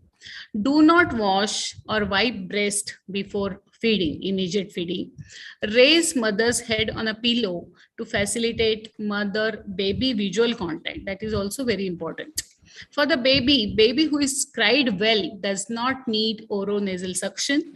You should dry the baby thoroughly. Do not pass any orogastric or nasogastric tube or do any gastric suction as a routine. We always follow this and it has really helped us. Do and do's for the successful again initiation for the baby. If the weather is cold, the baby and mother should be covered together with a cloth so that they keep warm while continuing skin to skin contact. And we always hurry to give injection vitamin K or other things, weighing the baby or routine measuring and dressing and wrapping. But before that, the skin to skin contact and the warmth of the mother with the baby, that close contact, that is, we call it as a bonding. That is very important after the breastfeeding. Baby bath is best delayed to beyond 24 hours. It has got its own benefits. So baby remains comfortable. If there is an early skin to skin contact and suckling, baby remains comfortable, cries less, adjusts faster to the extrauterine life. Baby remains warm, rapidly recovers from stress of delivery, and baby is very alert, eager to breastfeed, hence rapidly learns to suckle in a proper way. Early and long-term breastfeeding is a very successful when there is skin to skin contact. So when the baby is alert, then only you should immediately you should start breastfeeding. 10 steps. What is a step number 5? Show mothers how to breastfeed and maintain lactation, even if they should be separated from their infants. And latching, how beautifully Dr. Nagaratnama has told in her lecture, what is a good latch? And what are the causes of and consequences of poor latch? Either there is a damaged nipple, pain, engorgement, mastitis, abscess or oral thrush, or insufficient milk production or removal, frequent or long feeds. Few mothers, they have a habit, continuously they will go on feeding the babies. So long feeds are also will be very difficult for this woman to feed again and again. And fatigue, this causes fatigue, and overall it causes early cessation of breastfeeding. The cessation of breastfeeding during the first month was significantly more common when the woman used the incorrect technique, with 36% stopping compared with 3.5% when the women were attaching correctly. So latching, if you follow correctly, so your breastfeeding really becomes successful. Step number 6 is give newborn infants no food or drink other than breast milk unless medically indicated. So most of the mothers, they are very fond of very multivitamin drops and other things, juices and other things. So you never should give any honey also. I have seen many of the mothers putting some honey in their mouth. So these also should be totally stopped. And what are the strategies to wake the infant? Remove any blanket covering, change the infant's diaper if it is wet, and place the infant again skin to skin contact. So a lot of they have told about skin to skin contact. Massage the infant's back, abdomen, arms and legs. And early infant feeding cues, as pointed again in the previous talk, either the clues and cues, the infant can give the sucking movements, sucking sounds the baby makes, the hand and mouth movements, rapid eye movements, soft cooing or sighing sounds. The baby can become restlessness. And most important is crying is very late feeding cue, and it may interfere with effective breastfeeding. So baby cries, mate, it is the last step sometimes, and the baby becomes irritable. Step number 7 is practicing rooming in. Allow the mothers and infants to remain together 24 hours a day. So which is really a good way to have more bonding, but practically for working woman, it may not be possible. Bedding in again promotes again demand feeding, keeps baby warm, reduces the infection. It helps establish and maintain the breastfeeding, better milk letdown, and it also facilitates bonding again. Mother also feels more comfortable. Babies learn to speak early. This is again very nice. Various literature says that these babies speak early. It reduces the cost, requires minimal equipment, requires no additional personnel. Encourage breastfeeding again on demand as well. So whenever the baby and mother wants, with no restriction on the length or frequency of feeds, baby can be fed. Step number 9, again, no artificial teats or pacifiers, also called any dummies or soothers to the breastfeeding infants. Alternatives to these artificial teats, you can use cup, spoon, dropper, or syringe. You can feed the breast milk to the mother if any other problems are there with the mother. Now, one should also know about this IMS Act, making it known to people, and that I will come later. And the most important is the establishment of the breastfeeding support groups, and refer these mothers to them on discharge from the hospital and clinic. These recommendations are already in detail covered by Dr. Nagratnama. So most important, again, they tell that one thing is skin to skin contact within 5 minutes of birth in order to help breastfeeding in first hour of life, and exclusive breastfeeding from birth till completion of 6 months, nothing except mother's milk, not even water, multivitamin, as WHO says, that even mineral supplements, we give that balkadu, buti, gripe water, and whatever traditional medicines are offered. And introduction of this appropriate, fresh, hygienically prepared, homemade, mashed, or soft complementary foods can be offered after 6 months, at the end of 6 months, and continue again breastfeeding till the second birthday. That is what WHO says. And converse and communicate while feeding. This is again very important for the emotional and psychological bonding with the baby. That is interactive feeding in order to stimulate mental and emotional development. So these are the various mother support groups, what we say. And again, in a nutshell, these are the 10 steps for the successful breastfeeding. One is written breastfeeding policy, training of the all healthcare staff. Pregnant women and in the antenatal period should be given proper information about the breastfeeding advantages. And mothers should be initiated breastfeeding within an hour. 5th is mothers should be shown how to breastfeed and how to maintain lactation, even if they're separated from their infants, and give the newborn infants no food or drink other than breast milk unless medically indicated. Practicing grooming in, allow mothers and infants to stay together 24 hours a day. Encourage breastfeeding on demand. No artificial nipples or pacifier should be given. And the establishment of breastfeeding support group in the hospitals or in the premises where they work, they should be given, or in the family also should be oriented about this. Now about the IMS Act and the ethical consideration, I just wanted to tell everyone that Government of India in 1992, this enacted the IMS Act, that is Infant Milk Substitute Feeding Bottles and Infant Food, that is a Regulation of Production, Supply and Distribution Act, based on the International Code of Marketing of Breast Milk Substitutes. It bans following: all forms of promotion of infant milk substitutes, feeding bottles, baby foods, and all advertisements of infant milk substitute, feeding bottles, and in any media. Third is gift and free samples to mothers and healthcare providers, donation of educational materials, equipments, or donation of these items, picture of a mother or baby or cartoons on the label of these items, sponsorship and displays in healthcare system of such companies. And 7th is payment of commission to the staff by companies for promoting sales. So this is very important act, and anybody can be sued under this act. So this is what it does. All routine formula supplementation causes decreased frequency of effectiveness of suckling. Second is decreased amount of milk removed from the breast, and also it causes delayed milk production on reduced milk supply.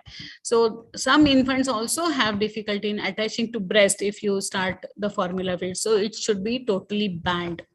Breastfeeding, exclusive breastfeeding, exclusive breastfeeding, and exclusive breastfeeding. That's what we promote. And this is another concept these lactation experts they give, that breastfeeding without birthing, without giving birth. So that is also is possible. The ability to breastfeed without having been pregnant, is it possible? So this is by the various drugs they give the lactation induction. I think some of you must have heard Dr. Mangala Vani. She has promoted few of the non-pregnant women also to feed some of the infants. So at the end, I must say that breastfeeding and work, let us make it work. So at the working place also, we should make our mothers comfortable for breastfeeding, and one should promote the breastfeeding. So newborn deserves the best nutrition, improved survival, optimum development, and healthy life. Thank you very much. I'm really sorry for the network connection and I could not make it slideshow, and sorry for the inconvenience. And I again thank our Ksoga family, Dr. Kasturi Donimat, Secretary Dr. Bharti Rajshekhar, our Dr. Durgadas Asrana, and our breast committee chairperson, Dr. Nagaratnama, and Fogsi, of course, Dr. Sneha Bhuyar, my dear friend. Thank you very much.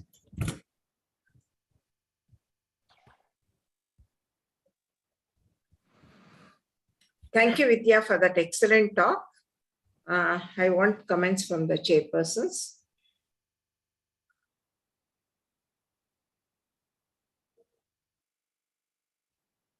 Sri Lakshmi, are you there? Chairpersons are they're not there. I think I want comments from you and Sneha only. Sneha madam. Sneha madam. Unmute yourself. Yeah. Yeah, Sneha.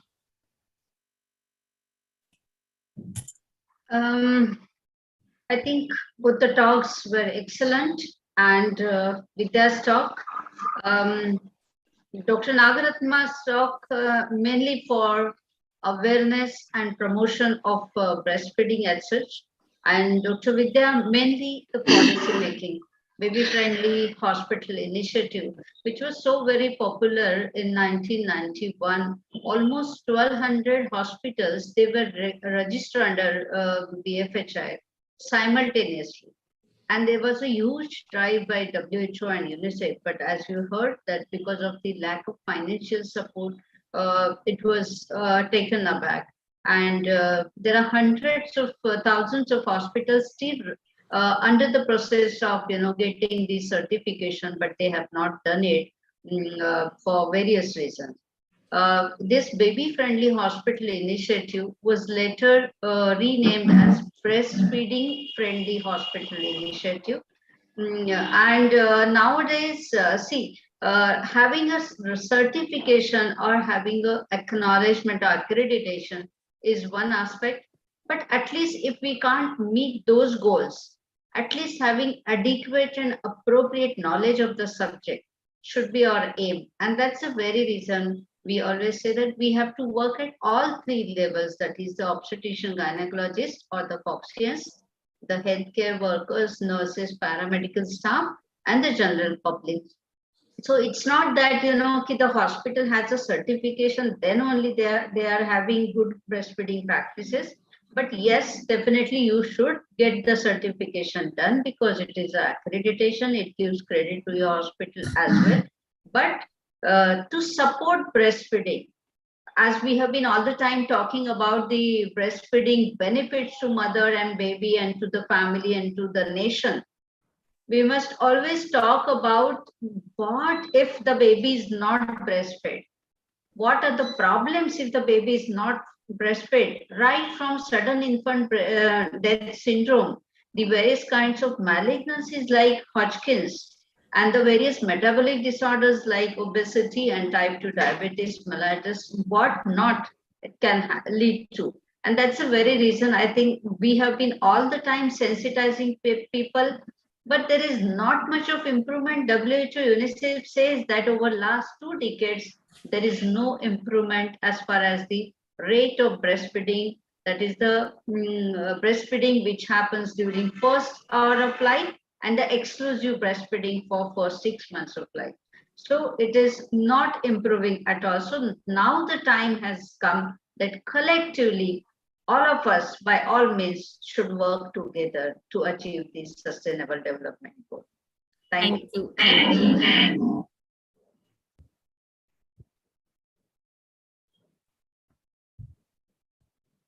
I think, yeah, Vidya, that was a very excellent talk. You brought out the good points, 10 points. Earlier, actually, in the previously, we had this program, Baby Friendly Initiative, whatever, hospitals. But nowadays, I think we need to give a lot of importance to this and make all the hospitals baby friendly. I think that initiative should come. I think Fogsi should work on that because when a decade back when it initially started, it was really it took over very well. And towards getting the accreditation, the obstetrician but later has on, to be later on there was a sensitized setback to certain extent. Yes, I think we should start doing that so that everybody will become aware of the things, and then they try to. Now we have so many accreditation, NABH, NAC, and all. So similarly, this also I think we should have. That's the reason for every activity we are having this subject as baby friendly hospital initiative. What Dr. Vidya has beautifully described about. So I think that's all from my side. Thank you. We'll move on to the next Dr. Vidya. Thank you. Thank you, Sneha. As Dr. I'm Bharti listening has to the panel. Yes, we can as go ahead. Bharti has to leave for the another meeting, important meeting. So I will carry on with this. And now I call upon Dr. Sneha, our chairperson, Breast Committee Fogsi, for a panel discussion on problems in breastfeeding. And to introduce Sneha, as you know, that she's a chairperson of Breast Committee and also General Council, Governing Council member of ICOG. And she has got a lot of awards and accolades for her. And officially, she's chairing again, chairperson of Medical Disorders Committee of AMOX and founder president of Vidarbha ISOPAR, and also president YOX, and founder clinical secretary of YOX and executive member of AMOX. She has a lot of talks and publications, and also she has been an organizing chairperson for critical care and Lactacon. And of course, now the BreastCon conference is coming up on 13th and 14th. I think Sneha is taking, really she has pulled a lot of people to that. And I think it's going to be a very successful one. I think wish you all the best, Sneha, for that. And she has also had a lot of research publications and a lot of awards to her credit. And she has given a lot of talks, and recently she has made a module in the all the languages from Fogsi Breast Committee, and from in all languages for training nurses and the paramedicals. And I have gone through that module. It's really wonderful, Sneha, and really hats off to you for that, taking so much of trouble in making that module. For Karnataka, I have recorded in Kannada. So the other languages they have had, and I think it's going to be released and played from 1st to 7th of August in almost all the states. I think we should make use of that and train our nurses and paramedicals on this breastfeeding. So over to Sneha for our panel. Thank you so much, Dr. Nagaratnama. Once again, thank you the entire team of Ksoga for having me along with my committee here and hosting this program on breastfeeding. So I would like to welcome all the panelists. If I can have the short CVs. Abhishek, I'll just go through quickly. Yes, Dr. Rupa Prakash, welcome, madam. Madam is a former professor and unit head of JSS Medical College, Mysore, and senior consultant and obstetrician and gynecologist. Welcome, Dr. Rupa. Next. Thank you, ma'am. Thank you so much. Dr. Dwarkanath was president of TSOG, professor and head department of Obsgynae Tumkur, and we welcome you, sir, as panelist to this panel discussion. Welcome. Next. Dr. Geeta Dokma, who has done her entire medical education, I think, from Maharashtra, Solapur, VMM Medical College and Government Medical College, Meerut. And she was a university topper, awarded Shantabai Kirloskar Scholarship. And we are really happy to have you, Madam. Dr. Geeta, welcome. Next. Welcome. Thank you, ma'am. Dr. Shashikala Bhatt, who is a professor and head, Dr. TMFI Hospital, Udupi, and Madam has lots of awards and accolades to her credit. So we welcome you, Madam, for this panel discussion. Dr. Shashikala Bhatt, welcome. Dr. Sonia Batra, who is a consultant obsgynae and laparoscopic surgeon in Ashoka and Sanjivani Hospital, Shimoga. And she has experience and expertise, and she's a member of Fogsi, Amasi, IG, and we are very happy to have you, Dr. Sonia. Welcome to the panel. Thanks.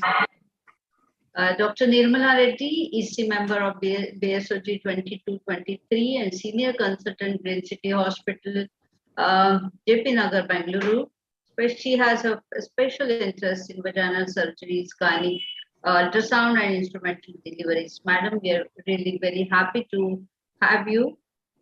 Next, and Dr. Sushma HP, who is from Hassan Institute of Medical Sciences, and she is got a well-decorated CV. We welcome you, Dr. Sushma, to this panel discussion. Yes. Yes, Abhishek. So you can stop share. So with this brief introduction, I would just like to share my screen. Hope you all can see my screen. Yes. Yes, ma'am. Yeah, and I'll just make it slideshow. Yes. So friends, all of you are hearing maybe just right from the beginning of this session, breastfeeding, and breastfeeding. So is it really that important? And what are the problems and what are the benefits? And why are we talking about this so much? So just to give a brief introduction on the subject, I would just say that Dr. Pai has said it should be a natural instinct. Madam Shantakumari also said, so it is a natural instinct. It's an emotional reflex rather. It is because of the sensory impulse which travels from the skin after the baby sucks at the breast, and that goes to the posterior pituitary, leading to the release of two hormones, that is oxytocin and prolactin. So prolactin is responsible for the baseline milk production, whereas oxytocin is responsible for the milk let down for that particular feed. So why are we worried about it so much, and what are the factors actually which stimulate this in reflex? The mother, while we are talking about the antenatal sessions and the support from the healthcare providers and healthcare workers and the family, because if the mother is well prepared, if she is confident, if she is emotionally supported, she will have no doubts. She will not have pain, anxiety, stress, which will lead to hindering of this reflex.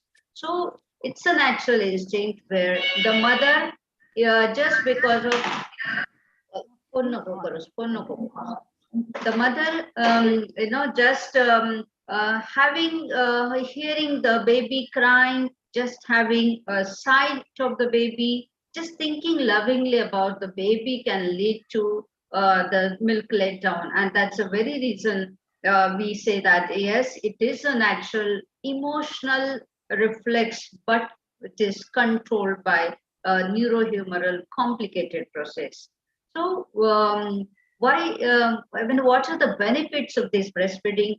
Just to make it short, Nagaratnama has very nicely covered everything, how it helps in, how it is the complete and safe food, how it helps in development of the GI, immune system, so many other problems it leads to protection from infection, protection from various malignancies and asthma and other respiratory problems. Also, the sudden infant death syndrome. To the mother, as you all know that, yes, because of the sucking, as you know, the mother's absolute affection, the Ma initiative of Government of India is to deliver the baby on the mother's abdomen, and even before cutting the cord, let the baby crawl towards the mother's breast, let the baby find the breast himself, and let it start sucking. So that is what the natural instinct is, and this will ultimately lead to release of the oxytocin, which will naturally help in contraction of the uterus, will minimize the blood loss, that is prevention of PPH and prevention of sepsis as well. This will, of course, exclusive breastfeeding will act as contraception for first 6 months, and of course, the long-term protective benefits, as you all know that it is protective for breast cancer and the ovarian, and yes, to some extent, endometrial cancer as well. So all of you know this. I'm just going to skip this, that yes, there is colostrum transition milk and mature milk, and colostrum is the most popular one to be discussed, because that is the initial milk which is supposed to be scientifically most nutritious, most protective for the baby, because it has got very high antibodies, but most defamed as dirty milk, and it's thrown away. So that's the very reason we want to just talk about colostrum, that you should not discard colostrum. In fact, you should use this colostrum. And now I will go to the first panelist. If at all somebody can just let me know what is the importance of the breastfeeding position. We would, and which position is the best? I think we can start from Dr. Rupa Prakash. Yeah. Breastfeeding position, there are so many positions in which the woman can feed, but ultimately it should aim at providing latching, which is comfortable for both the mother and the baby. Am I audible, ma'am? Yes, yes, definitely. Okay. So it could be in any way.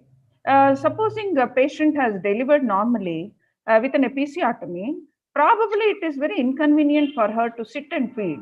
So then don't insist on sitting and feeding. She could really lie down and feed. But one must remember that latching should be at its best, and there should be no block to the nasal passage, and the newborn should get adequate milk. So sudden infant death syndrome sometimes is because the mother just sleeps off while feeding. So we should caution them that they should be awake when they are feeding, and they should latch well, and baby and mother both should be very comfortable, so that the baby gets best supply of the most important nectar of life, that is breast milk. Correct. So, Dr. Sushma, would you like to throw on some light on the process of latching? Please unmute yourself. Yes, ma'am. The patient and the baby should be in the comfortable position, and then the baby's mouth should be wide open so that it covers the areola completely, and there should be suckling. Process should be suckling. Yes. So whether you want the baby to have nipple inside the mouth, or you want the nipple and areola, parts of the areola? Nipple and parts of the upper parts of the areola inside the mouth. Yeah. You must have heard some patients telling you, the baby's mouth is small, or they will say the breast nipple is big. So how do you manage with this? Baby is not opening the mouth properly. Then what you will do? There was somebody has already demonstrated you. Yeah. If the baby is not opening the mouth, what you have to do is just pull the baby towards the breast, touch or get the nipple closer to the baby's nose. So, and then you slightly take away the baby opens mouth widely, and then you get the baby closer, the nipple and part of the areola goes straightway inside the mouth. That's what is good or effective latching, because that initiates the suckling properly, and that leads to effective pumping as well. Okay, so that is what about the importance of latching. Dr. Geeta, I would like to hear from you. What are the barriers of breastfeeding you feel in our country or maybe across the globe? Why the breastfeeding incidence is so low? What can be the problems? Yeah. So most of the time in our country, there are senior people in the house who will be advising the delivered woman, because many times we will be counseling them in our OPDs. But what happens at the end? There is a Ajji or someone senior person. So we know colostrum. So many times we'll be telling it's the what we call the yellow gold. But these people think it's a witch's milk. They want to discard it. So many times, in spite of again and again counseling. So I feel we should counsel the seniors in the family along with the pregnant patient and her partner. Okay, so this is one thing where immediately they don't initiate the breastfeeding. But definitely in our country, in the later months, later days, they will be allowing the mother to breastfeed. But it is only in the first few days where the colostrum, there is a problem. Then secondly, breast milk is not sufficient. That is always a problem. They feel baby is crying, breast milk is not sufficient. We know the stomach of the baby is hardly 5 ml and we get 35 to 45 ml of colostrum. So there is more than enough for the baby to feed. So that is one reason where they want to try with the pre-lacteal feeds or give any other feeds to the baby. So that is one problem. Then definitely support system. The partner should take a role. All the family members should take a role. Then this is in the initial stages. When the mother goes for work, so many working mothers are there. So in a workplace also there should be crèches, some baby care centers where she can easily feeding room should be there wherever we go. So there a support system from the family, from the society, from her workplace, everywhere it is required. Then especially like the engorged breasts or cracked nipples, all those also will be preventing the mother from feeding the baby, or if she has some retracted nipples. So that is also one cause. So in the antenatal period only, we should examine the breast where we are failing. Many times we don't do breast examination. We have to examine the retracted nipples if they are there. We have to train her what has to be done. So once she delivers, she will not have these problems. So all these things. And one more is like what is our role? What is our role in the barrier?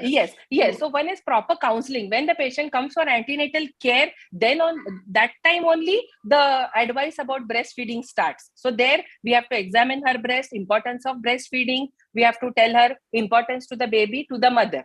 So all these things we have to help. And many times we find two modern mothers who don't want to breastfeed. So there also we should tell them that the benefits are there to the baby as well as to the mother. Yes, perfect. You have described it very well. Only one thing I have to add here, and that is the infant milk substitute. May it be the obstetrician who doesn't want to take pain for the baby, maybe the family who doesn't want to actually spend much of time and support and wants to have the baby easily fed, or maybe the mother-in-law wants to feed herself the baby. And these are various myths, that who should feed the baby first.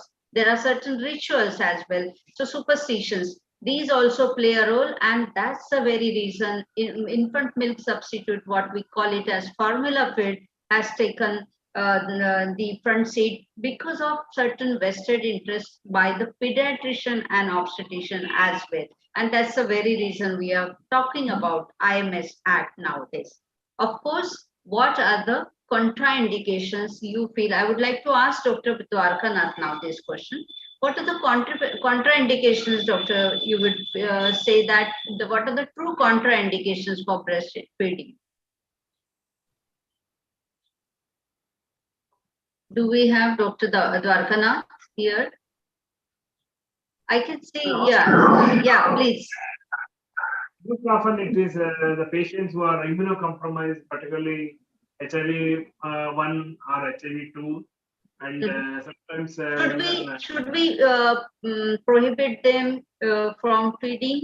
Should we stop them? it is not an absolute contraindication. Still, because the mortality, the infant mortality and neonatal morbidity and mortality is in the non-breastfed is higher. That's why still with already the PPTCT program, where we are covered with So yes, so just to clarify, mothers who are not on treatment, these are the HIV positive women who are not on treatment, should be, this is a relative and temporary contraindication, we would say. The mothers who are yes, perfect. There are few absolute contraindications, like if the mother is on anti-malignancy drugs or some radioisotopes. If she is on radioactive isotopes or anti-malignancy drugs, then for that, yes, hello? Lactose intolerance. Suppose a baby is allergic to breast milk. That is one something. Yes, so yes, that is what. So that is, these are the only few absolute contraindications, what we say, call it as inborn errors of metabolism, especially the galactosemia. Lactose intolerance, yes. Almost only relative contraindications like herpes infection. Yes. And, mothers with so to sum up, these are the relative contraindications. We have only 2 or 3 absolute contraindications, and that is what we have said: the mother on various drugs like anti-malignancy drugs and radioactive isotopes, and the baby having inborn error, that is lactose intolerance. Okay, so now we go straightway to this first case, and we start from you, Madam, Dr. Rupa Prakash. Yes. We have this primee who had just delivered today, and you are, supporting her for breastfeeding, and you find that she's got, or she herself has complained that she's getting blood-stained discharge and not the milk as such. So when you examine, what all things will you examine? What is your diagnosis, and how will you go ahead with the management? Okay. So bloodstained discharge is not a very common problem, but still it's not uncommon also, and it's quite alarming. And patients are really scared to feed the baby because they feel that they are feeding the blood. Now, bloodstained discharge could be, physiological or pathological, and the abnormalities that cause a bloodstained discharge could be as small as a cracked nipple, or maybe sometimes because the milk is not sufficient, there is a lot of pumping of the breast tissue, which itself can traumatize the capillaries and cause a bloodstained discharge. Or it could be due to mastitis, or it could be as bad as an intraductal papilloma. But it could be something like rusty pipe syndrome. Rusty pipe syndrome is where there is little bit of brownish discharge, which is most often bilateral and most probably seen in a primate. Yes. And it is painless. It is painless. One must. So our next question is, Madam, how will you examine and investigate this lady? So examination includes clinical examination of the breast, whether it is unilateral discharge or bilateral discharge. Yes. Most often what I told you is this rusty pipe syndrome is most often bilateral, and it is seen most often in primate. The next thing they would see is whether there is any wound or ulceration on the nipple. So the reason for this is imperfect latching. Supposing the baby doesn't latch well, it goes on biting the nipple. And we must remember that when the nipple is bitten or when the nipple is compressed, all the ducts that let the milk out are all blocked. So the baby doesn't get any milk, and it bites harder and harder. So that is the reason for a crack. So we should all educate the mother that latching is very important to avoid. We'll come to the advice later on, Madam. We'll talk about the investigation. So now she has bloodstained discharge. What investigations you want to do? Because she's worried whether it can it be malignancy. So what investigation? So a clinical examination itself, we could feel a lump in the breast, and especially if it is a intraductal papilloma, we feel the lump in the retroareolar region. And investigation would be to do a simple ultrasound of both breasts, whether there is a problem or not. Both breast ultrasound should be done, and cytology of the discharge should be done. Cytology to know malignant cells in the discharge, and galactography, that is injecting a dye to see if there is any ductectasia or there is any lump. And so the problem we should always rule out is a duct papilloma, and rarely it could be as bad as a breast cancer also. Correct. So simple problem, but can be difficult one. It can be physiological as well as it can be pathological. So we don't have to take it lightly unless we rule out malignancy. So now comes the role of reassurance. When you examine, you find that there is no lump.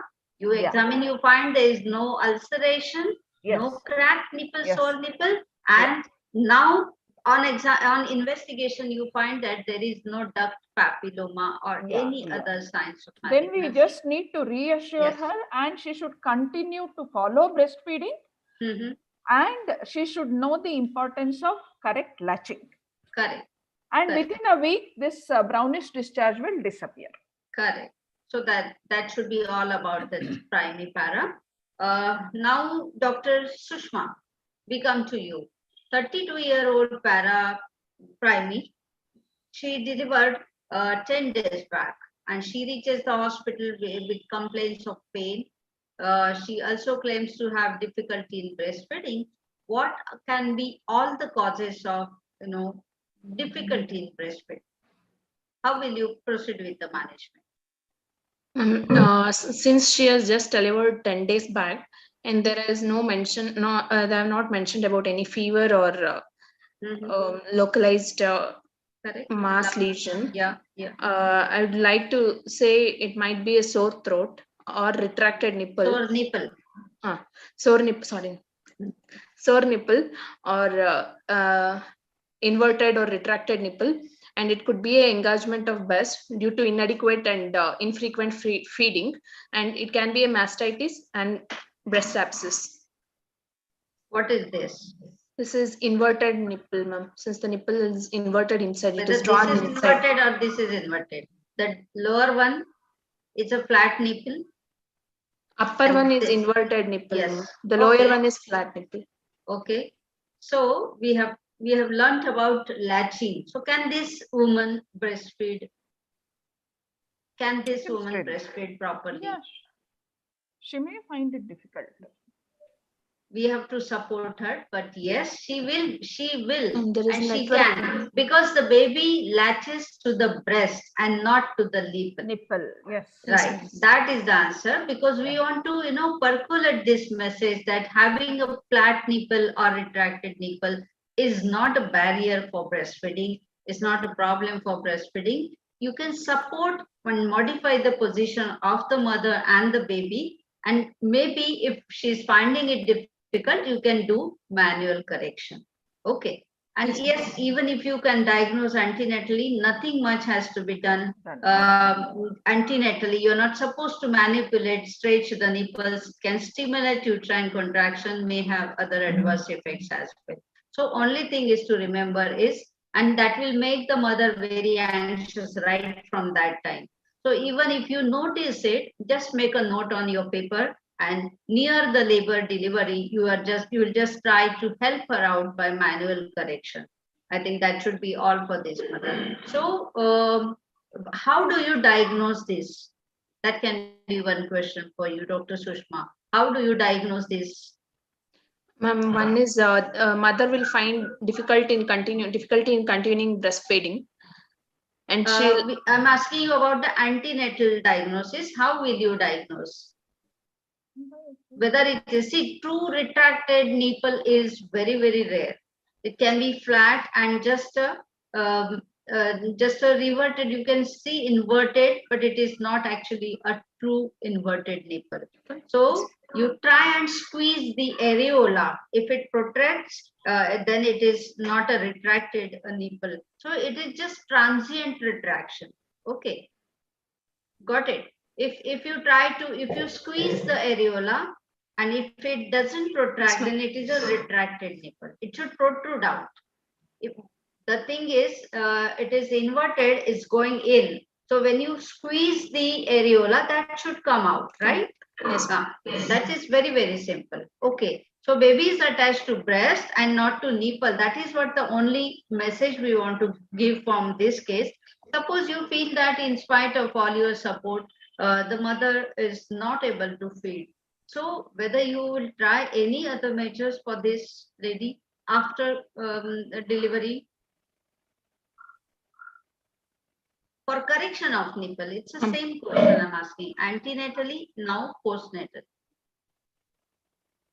Madam, you can take up Dr. Geeta and Dr. Nirmala. Most common method by which we correct this is using a syringe.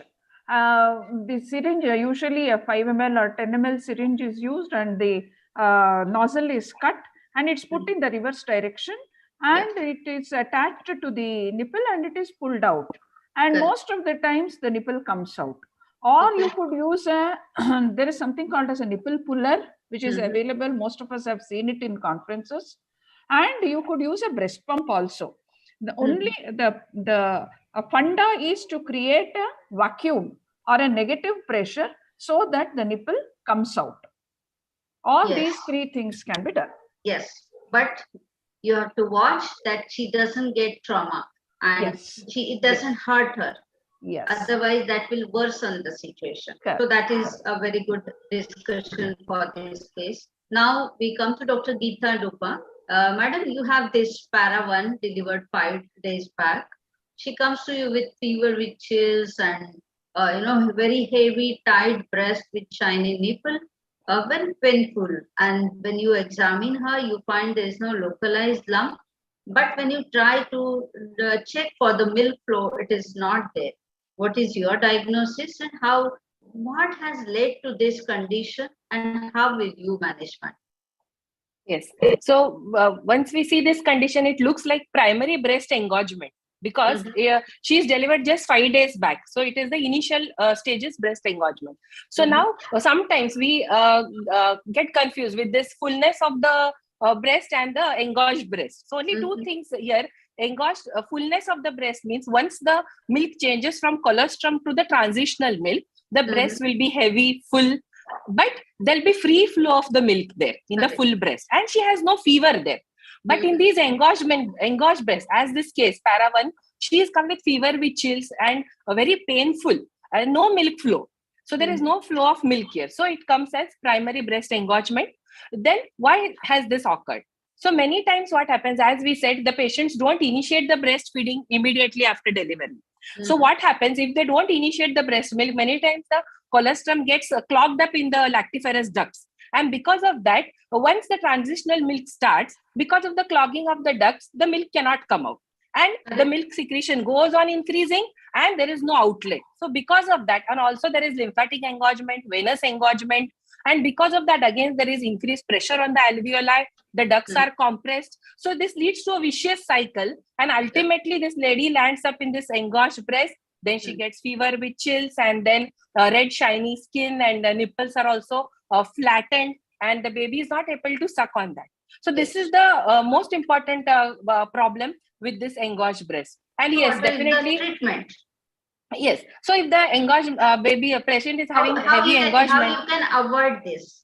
That is what so my first question. is, so these causes, what are the causes are the treatment. So immediately you start breastfeeding immediately within half hour of delivery. And then as we are listening to the latching process, we should properly latch the baby. Secondly is she has to feed the baby completely on one breast. And if excess milk is there, she has to remove and discard it. Do not keep it in the breast. And secondly, on demand feeding. on demand feeding, if it is there 8 to 12 times a day, if she is feeding, definitely on either side of the breast, definitely this engorgement will not occur. But okay, if the engorgement occurs, then what we are going to do? First is, if the baby is if the patient comes to us in the hospital, many times they come to the hospital so much distressed. Last week only I had a patient. She was so much in distress with fever and pain. She is not able to feed. On one side, the baby is also crying because no milk. Then in such conditions, first assure the patient, tell it's a benign condition, do not worry, make her relax. Then what we do, we put hot compress, like a towel, we dip in hot water and keep over the breast. Then we give her some analgesic and antipyretic, because she's having so much of pain. She will not allow us to touch the breast. So one analgesic, antipyretic we give her, so her pain will reduce. In the meantime, give some warm compress. And then after the pain subsides, it will not subside completely, but little her distress is reduced. Then we start massaging the breast from the upper side towards the nipple in the direction of the lactiferous ducts. So as we massage, the milk starts flowing to some extent, and then you can press the nipple, allow some milk to flow. Then at some time we can feel slightly, after you discard the milk, the breast may become soft. Then you can directly give the baby to feed. If the baby sucks, immediately the breast engorgement comes down. But if the baby is excessively crying, sometimes the baby will not be in the position to suck. That time, if you are having, you can manually express the milk, or if you have breast pumps, with the help of breast pump, you can express the milk. And then after that, this is in case when before feeding. So we are giving hot compress and all these things. Then earlier, like when we were in the postgraduate days, we used to give intramuscular oxytocin injection those days. So we used to feel if you give IM oxytocin, the milk secretion starts. But now if we go through studies, they are telling they are not of very much use. So we are not using them now. And then after the feeding, yes, definitely after feeding, we have to give cold compress, because what this cold compress will do, it will reduce the edema and the congestion, and to some extent, slight reduction of the breast milk secretion. And yes, they are telling you can give ice pack, or you can put any cold compress, or you can also, they are telling cabbage leaves. They are keeping the cabbage leaves in the freeze, and the cold cabbage leaves are placed on the nipple, and that will help to reduce the congestion. And yes, a well-fitting bra also we should advise the patient, because she has to support the breast. It should not be a tight one, but the breast support also should be proper. And then after relieving her of these symptoms, definitely when she goes, we have to advise her that she has to exclusively breastfeed in a proper position. And then on demand feeding, she has to see that the breasts are emptied properly, good breast support. Because again and again, if she gets these repeated problems of breast engorgement, ultimately she may come to a stage where the breast milk secretion comes down. And then also the baby will be forcefully sucking. So then she may land up in sores of the nipple, cracked nipples, mastitis and abscess, all the complications. So after treating the patient, we should also tell her and her family members that in future they should prevent this engorgement. Yes. So very well described, Dr. Geeta. Only one sentence I would like to add to your description, that continuously counseling and counseling. Right from before it happens, that the initiation has to be as soon as possible, as we have said, that immediately after delivering the baby, you put it to the breast. Because she has not initiated and she has not given frequent, complete, unrestricted feed with good effective latching, this has happened. So this is a cause, and that is how you have to explain that because this has happened, because you have not done this feeding. So now henceforth, you have to take care of all these things, that with good effective latch, you have to feed the baby, complete unrestricted feeding with frequent intervals. So that is how. What you have to do is, you have to, if the baby is with the mother and the baby is sucking well, the moment you just counsel her, pat her on the neck and shoulder, you just do little hot fomentation and try to make the the breast softer. You just squeeze a little milk and you apply it to the nipple and make the baby suck. That's the best way where you can definitely make use of the baby as a pump, because that is the best pump you have it at your disposal. So if the baby is with the mother and sucking well, that's the best option, best pump, I would say. If the baby is sick, not with the mother, then of course we have to go for what we call it as manual expression. And manual expression should not be again painful, that you have to take care, that you give hot compresses, counsel constantly, continuously, you do massage, and then now with this technique, 4 fingers below and thumb above, gently, slowly, with patience, you do the manual expression of the milk from the breast. And if that doesn't work, maybe you can use any one of these manual, battery operated or electric pump. And then at the end, as you have rightly said, you have to give cold compresses, may it be just the frozen cabbage leaves. So that will solve her problem. And as you rightly pointed out, you have to counsel for the future as well. So very well. Now we come to Dr. Dwarkanath. We come to the next person. This is a yeah. Let me see who's yeah. So Para one, who has just delivered 3 days back, and now she comes to you as severe pain in breast, breast as well as nipple, and she's just not allowing anybody to touch the breast, and she's not just holding the baby for breastfeeding.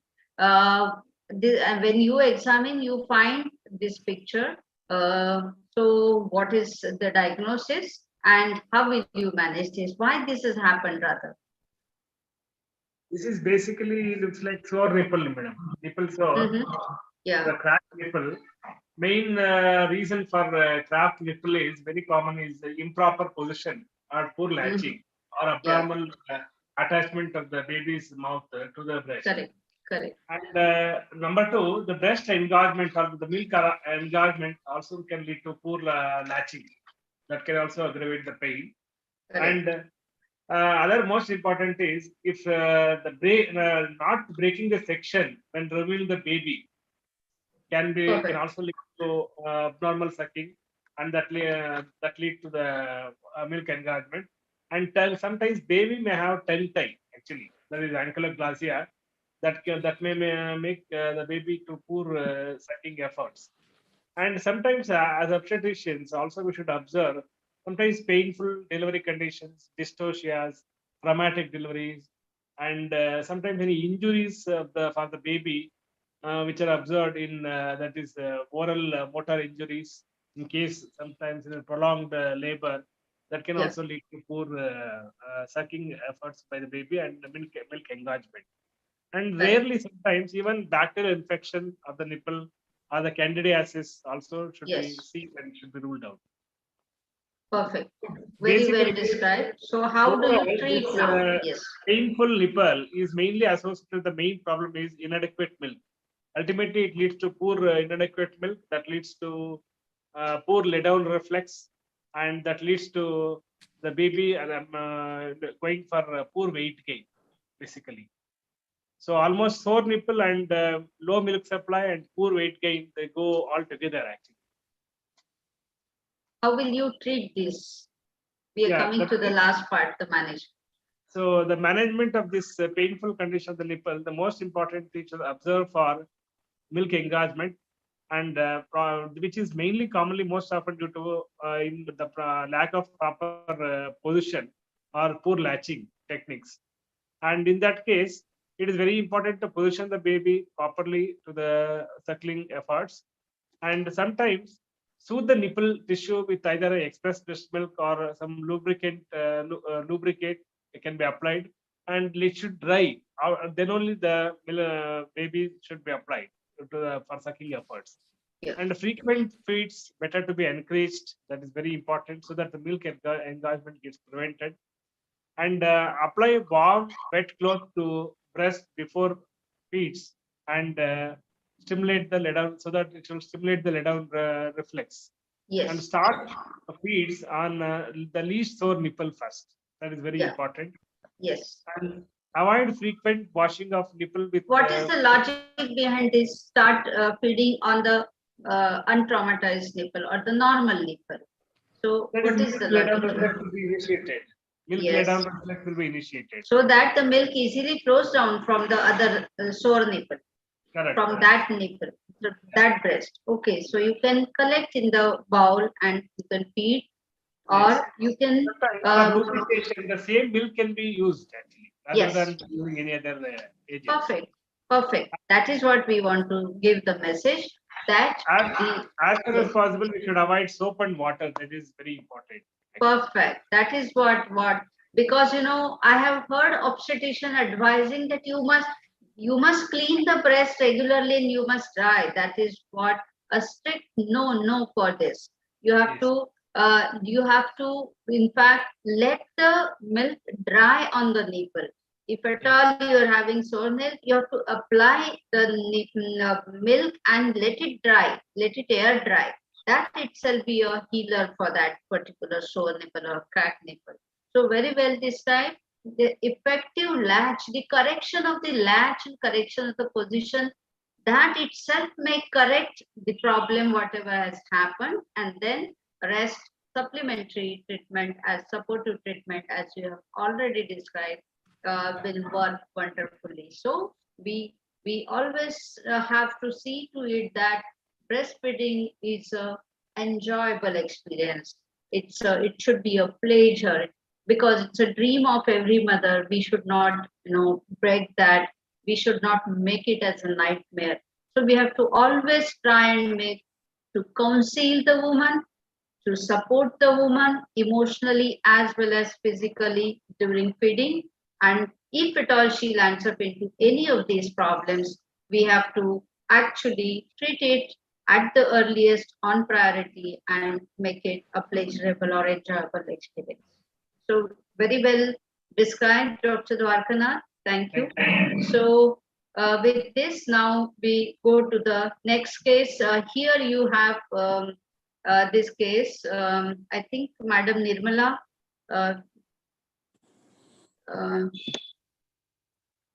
If somebody from the panelist remaining can take up this case, I think. Sonia, I think, ma'am. Sonia. Dr. Sonia. Yes. Pain abdomen, amenorrhea and pain abdomen. I think the case for me. Ma'am, am I audible? Yes. So Ma'am, this is just a scenario. I will come to you. This is just a scenario. If somebody, I think Dr. Shashikala Bhatt, she can take up this scenario. We have one more case additionally. So sometimes, as we are described being the painful breast and nipple, it's a part of that case only. So anybody who wants to describe can take up this case. So Madam Nirmala Reddy, whether you want to go for, can I take or Dr. Sonia, if you're comfortable with this. Yes, ma'am. Anybody, Dr. Geeta. Yes, madam. Am I Yes, audible? yes. Nirmala has Sonia, not answered, yes. I think. Yeah. Nirmala has Dr. not, Sonia. I think, taken part. Nirmala or Sonia. Okay. So sorry. Dr. Sonia, you can go ahead. Yes, ma'am. So, ma'am, as we can see that this is the candidal infection or the fungal infection of the breast, and mostly this is because of the improper hygiene. Because what happens is there is some diaper rash around, and then or some vaginal infection, and then suddenly before feeding the baby, the mother is not sanitizing the hands, and then putting it on the nipple or in the mouth of the baby, and suddenly these lesions can appear. So, and because of the cracked nipple, also sometimes because of the improper latchment, there is a crack in the nipple. Through that also organism can enter, and then the candidiasis and this kind of picture can occur in such a case. Very specific pain the lady describes if she has candidiasis. Ma'am, it's like what she says is even after feeding, she's having some deep penetrating pain. And burning pain after feeding she's having. Yeah, the message from your side should be very loud and clear. I would like to hear from you that in spite of doing everything, that is good attachment, very good, earliest initiation, complete unrestricted feeding, in spite of that, she's developed this very painful condition. That is a very typical of this. Okay, yes. So how will you can have a very angry red breast like this. You can have this little mauve color discoloration. You can have just nipple and areola sore. Okay. Yes, ma'am. Go ahead. How will you treat this? Ma'am, in the management, we have to manage it like the treatment for mother and the treatment for baby. If we go for the treatment of mother, we have to have antifungal creams for the local nipple area. She has to apply it 3 to 4 times a day, or after every feed, she should apply that. And there is no need to remove or wash those creams before breastfeeding, because it is anyway safe. And apart from that, we can even have this has to be continued for 10 to 14 days. And apart from that, we can even have systemic antifungal drugs, that is, fluconazole can be given alternate day for 3 times. And if still the nipple pain is there after doing all such things, we can even apply gentian violet, which is 0.25% solution. We can apply it on the nipple once a day. But because it's a dye and it gives a discoloration, it's very uncomfortable for that. But it can be kept for the later part. Means if at all the pain is not relieving with the antifungal agents, then we can go ahead. And if there is some vaginal infection, that has to be treated. In the same way, before feeding, mother has to take a few precautions. She has to sanitize her hands properly. And for baby, as far as that is concerned, nystatin drops should be put after every feed, 3 to 4 times a day minimum at least. And then the diaper rash can also be treated with the help of nystatin creams or antifungal creams which are available. And up till the 3 to 4 days, when the patient, the baby is symptom free, after that time the cream has to be applied. And as madam already said, Nagratna ma'am, as well as the earlier speakers have already said, that there is a specific no to artificial teeths and pacifiers and everything. Yeah. But still, if they have to be used for such unavoidable circumstances, then they should be properly sterilized, like boiling for these. And even the linens, I would say, like linens and clothes of the baby should be properly sterilized, so that there is not much chance of contagious infection. Yeah, I think very well described. Only to make it very clear, I would say, once you see this picture, you just have a look at baby's mouth. See that Yes. there is no oral thrush. Yes, Yeah. ma'am. So the treatment should be for the mother, for the baby. It should be local as well as systemic. Rest you have covered very well. So thank you, Dr. Sonia. We can move ahead, I think.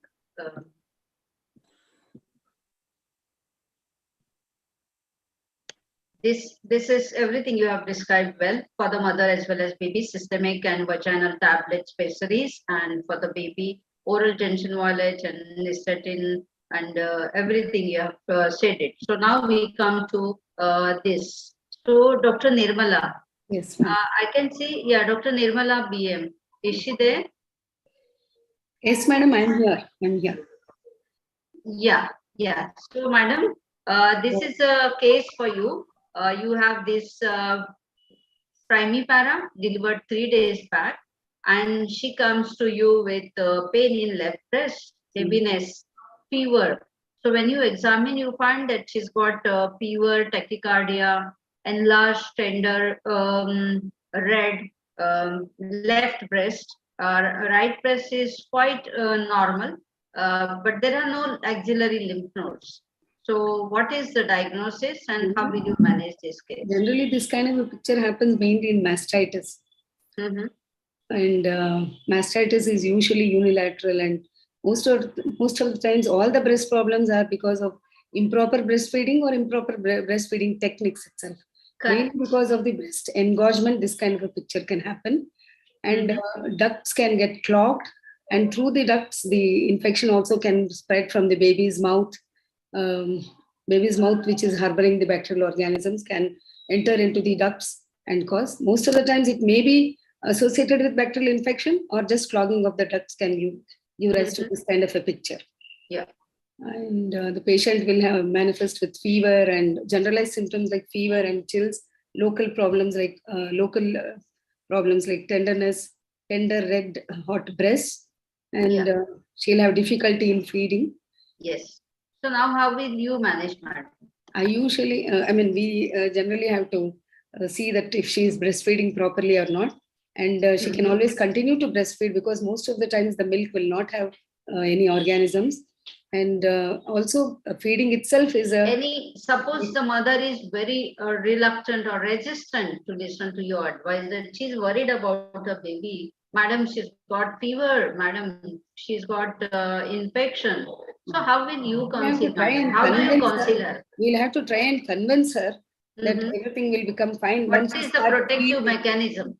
Pardon, ma'am? What is the protective mechanism of the We body? can use a nipple shield also. No. What is the natural protective mechanism? No, Sometimes the mother has fever and the breast is engorged or she has mastitis. So there are WBCs which are protective traveling that traveling from the mother to the baby. Again, these are protective antibodies as well as the leukocytes which are protective. And sometimes when you have this infection locally in the breast, you have local immune response. So in fact, that is protective, and this infection is not transmitted to the baby. We have to convince her and ask her to continue breastfeeding. Yes. Ultrasound to the breast is also helpful to rule out any abscess. No, once if it is not cured with antibiotics and so local we are sure that there is no breast abscess. So how will you manage? What other things apart from we should try continuation of breastfeeding? Continue breastfeeding. Ask her to take plenty of oral fluids and nutritious fluids, and then we have to give her anti-inflammatory agents, and also the antibiotics can be started. Yes, but definitely, do we have to look for the cause of this mastitis? What has led to cracked this? nipple has to be looked for. We have to see if there is any cracked nipple, or if she is using improper manual breast pump, or if the baby has any manual breast pump causes that, and nipple creams can cause nipple shields also can cause sometimes, and yes.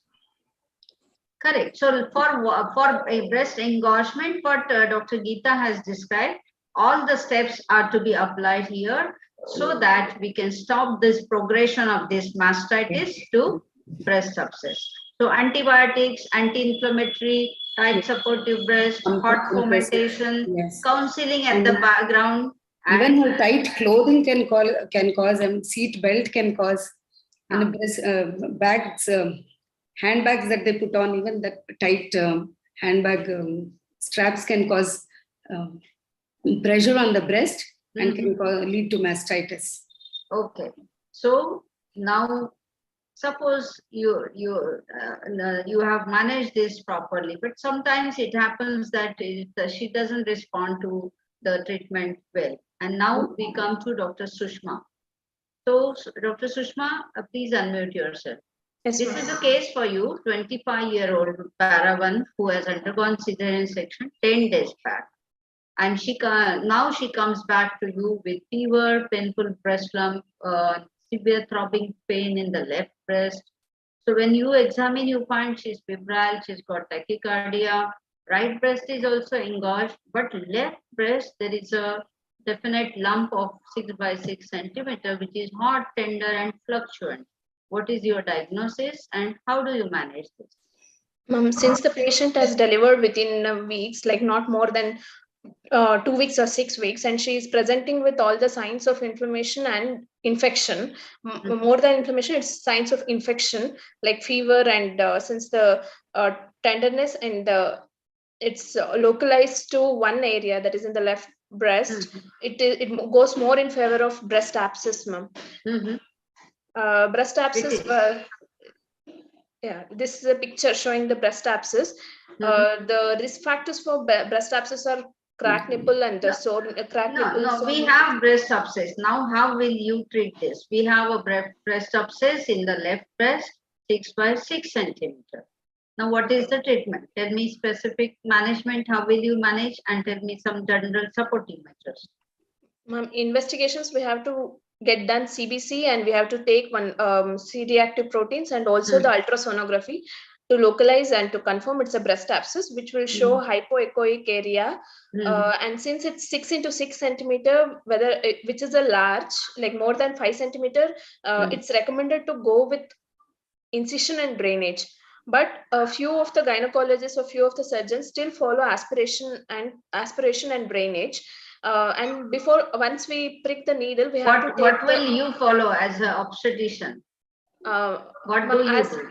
as I've seen, patient is more comfortable with incision and drainage, ma'am, because the more women are worried about aspiration, ma'am. Aspiration and leaving the suction, Romovac inside the breast, so that it can drain out, all the abscess can drain out slowly, and the patient, it is Okay. I would interrupt you here. I would like to interrupt you here that why do you want to go ahead with aspiration, needle aspiration, and not IND? Because previously I remember maybe 10-15 years back, every patient of breast abscess we used to refer to surgeon. So why are we not doing that, and why we should not do that? Ma'am, one is the incision and drainage. What are the advantages? I would ask you the other way around. What are the advantages of needle aspiration? Ma'am, one is needle aspiration reduces the hospital stay. And right from the procedure, you can say whether it requires surgery, anesthesia. The procedure is it doesn't require anesthesia, ma'am. We can do it with regional block, or we can do it without anesthesia also. Yes, ma'am, without anesthesia, and there will be a continuous drainage of the pus outside. Once we do aspiration and we keep a Romovac catheter, there will be continuous drainage of the pus. It's a thick pus. Okay, thick so pus. What gauge needle you want to use? Because this is for us obstetrician, we have to do this. She's our patient. Yes, ma'am. Okay, so we should know. We are doing it regularly, practically we are doing. So what gauge of needle? 14 or 16 gauge.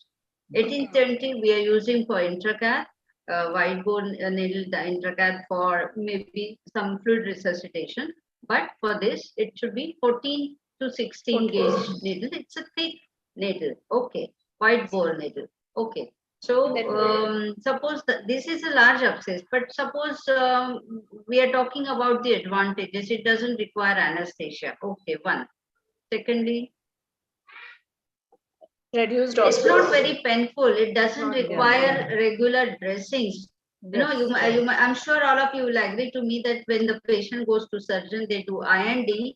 They leave it open for secondary healing, and you have to do daily packing and dressing of the wound because it's a vascular area. You don't want her to bleed, and you want her to heal by secondary intention from below the granulation to develop. So you have to pack it daily. It is such a painful procedure, and because of the pus, she feels it so messy that she just doesn't want to breastfeed. And as obstetrician.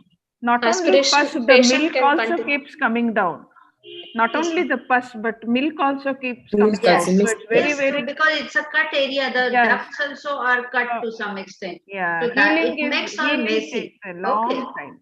And with aspiration, patient can continue breastfeeding even if it's abscess. Correct. That is our aim, continuation of breastfeeding. And that is what is the cause as well for this condition. Because she has not breastfed it properly, she has landed up into condition. And also it contains anti-inflammatory mediators, which would be helpful for the baby.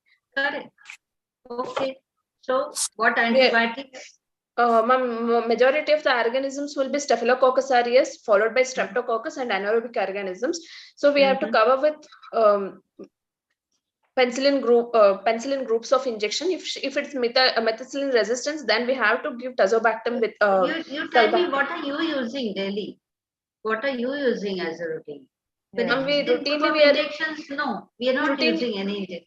Routinely, we are giving oral antibiotics, ma'am. Amoxicillin, cephalosporins, amoxicillin, yes. Yes, ma'am. We are giving like 625 mg TID. Yeah.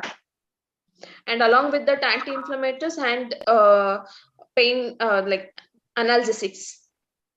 Yeah.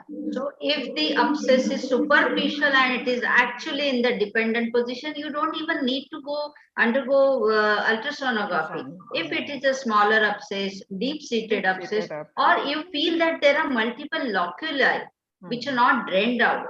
So in that situation, you may just do this ultrasound guided.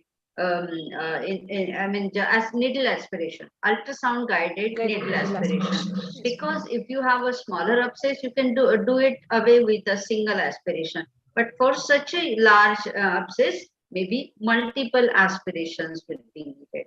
But still the patient can have good results and she can, have successfully treated with the abscess and she can have continuation of breastfeeding. And it's better to send culture sensitivity when we do needle aspiration, ma'am, so that we can know which organism is there. Okay. Most of the times we hand over the case to surgeon. That's what has been happening all these years. And that is what we don't want to do. Because because as an obstetrician, we know the value of breastfeeding. In fact, my next sentence was looking at the, the condition is so painful, milk is leaking, the pus is leaking, things are so messy. She doesn't want the baby to feed. And then surgeons, they prescribe lactation suppression drugs. Okay. So lactation suppression drugs, they are the worst. Because she can't feed her baby, which is a baby's birthright as well. So our aim should be as far as possible to continue breastfeeding. Of course, we have to treat the mother's condition as well. So thank you, Dr. Sushma. Very well described. And now we come to the last case of our session. Dr. Shashikala, do we have Dr. Shashikala Bhatt?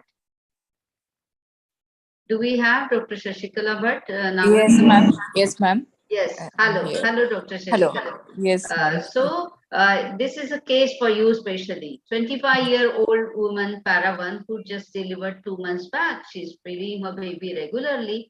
But she has a painful breast and it's very itchy and stingy like insect bite. The pain is very specific and she comes to you, you prescribe her antibiotics, anti-inflammatory after examining. So she tells you, doctor, I had been to some other doctor and doctor also prescribed me the similar medicines which has not given me any relief. In fact, it is worsening now. So what is your differential diagnosis and how will you go ahead to confirm and manage this case? Yeah. Since we are talking about a patient who has already been treated earlier, so we have ruled out the common causes of this kind of presentation. So, so what we is have to go what through is the the differential history. here? Yes, we have to go through the history again and then examine both the mother and the baby, as well as observe her during the breastfeeding. Since the common causes like a cracked nipple, a sore nipple, and breast abscess, all of them have been ruled out. So we think of uncommon causes now, like eczema. It could be even viral infections, It's like only very for the rarely. appearance of the overlying skin. There is no lump. There is no adhesions or to the the underlying structure or the overlying skin. It's only little potherance appearance and rest everything fine. See, I give you this picture. It's like this. Only some redness and some little edema of the subcute. Yeah, so we have to mainly The rule out first and foremost dermatological diagnosis conditions. for you. What is the first diagnosis? So we have to rule out dermatological conditions, eczema or psoriasis, or even It doesn't have that. Very classical. See, if you remember this picture, if you remember this picture, so you confuse it with mastitis. Okay, if you confuse it with, it's only simple that she doesn't have any other complaints or finding. Only her skin is red and she's having burning. Okay. And she's telling you that it's a very severe burning, itching sort of complaint she has, and she tells you specifically, if it is mastitis, it responds to antibiotics, anti-inflammatory, and your supportive management that we have seen. But for her, it has not helped. So we have to think of something else. Yeah, we have to rule out uncommon conditions. Yes, we have to rule out uncommon conditions. So specifically, dermatological conditions could be sometimes presenting with eczema, psoriasis, impetigo, or it could be even nipple vasoconstriction, very, very rarely, or very occasionally Paget's disease presenting in this way. So these are all uncommon ones which we would consider in the end, not as first choice. It sometimes Okay, so what is your first diagnosis? even candidiasis can present this way. So Yes, candidiasis accepted. One. yeah. So Second, I told you already, mastitis. yeah. It's the commonest, it gets confused. That we obstetricians feel that it is mastitis because she's not feeding well. Yeah. But she's telling you, madam, I have been doing everything as per your advice. Still, this has happened. And she has received treatment. She has not, relief of those symptoms. So you have to think of something else. Something else is you have to keep a high index of suspicion. She's a feeding mother. She has got a mastitis-like picture, not responding to antibiotics, anti-inflammatory. So can it be inflammatory Occasionally breast malignancy. Malignancy. Yes. Malignancy. Yes. I've seen only one case of this kind. Yeah. That's what I'm saying. I'm sure all of you have experienced sometime in your practice that yes, if it is not mastitis, if it is not responding to these drugs, then it can be inflammatory breast cancer or pregnancy-associated breast cancer, what we label it as. So now, how will you confirm? We just have a doubt. We just have a suspicion. How will you confirm? You examine, there is no lump. You examine, there is no adhesions. It's not hard. Nothing is there. Okay. So what will you do now? Yeah, we have to biopsy this patient and from the surface as well as do an FNAC. How do you The go? best is an ultrasound will you guided. directly go to biopsy or you will go for some imaging? Yeah, ultrasound guided biopsy would be better. Okay, you do FNAC. ultrasound. Ultrasound I give guided you findings. FNAC. Yes, I give you findings. There is no cystic, rather ultrasound says there is no lump at all. Maybe may it be solid or cystic, no lump whatsoever. Now you tell me how. Yeah, then we have to do a skin biopsy. I mean, whatever available, you have to now do that. you got the point. Yes. So you do skin biopsy and you find it is inflammatory breast cancer. Okay. So young lady with such aggressive malignancy, how will you stage it? How will you manage it? What do you think is this kind of malignancy? How do you take this malignancy as? Yeah, this one we will probably involve the oncologist, and then we have to stage the disease with the imaging modalities. Not probably, Dr. Shashikala. I would advise you to refer the patient to oncologist. Yes, oncologist or breast surgeon. Not probably we involve. This is not our field. Okay, breastfeeding, promotion, support, everything is our field. Okay, maybe to some extent benign breast diseases, yes. Making awareness, screening and early detection of breast cancer, that is also our field and our job, but not managing malignancy. So we don't encroach on their field.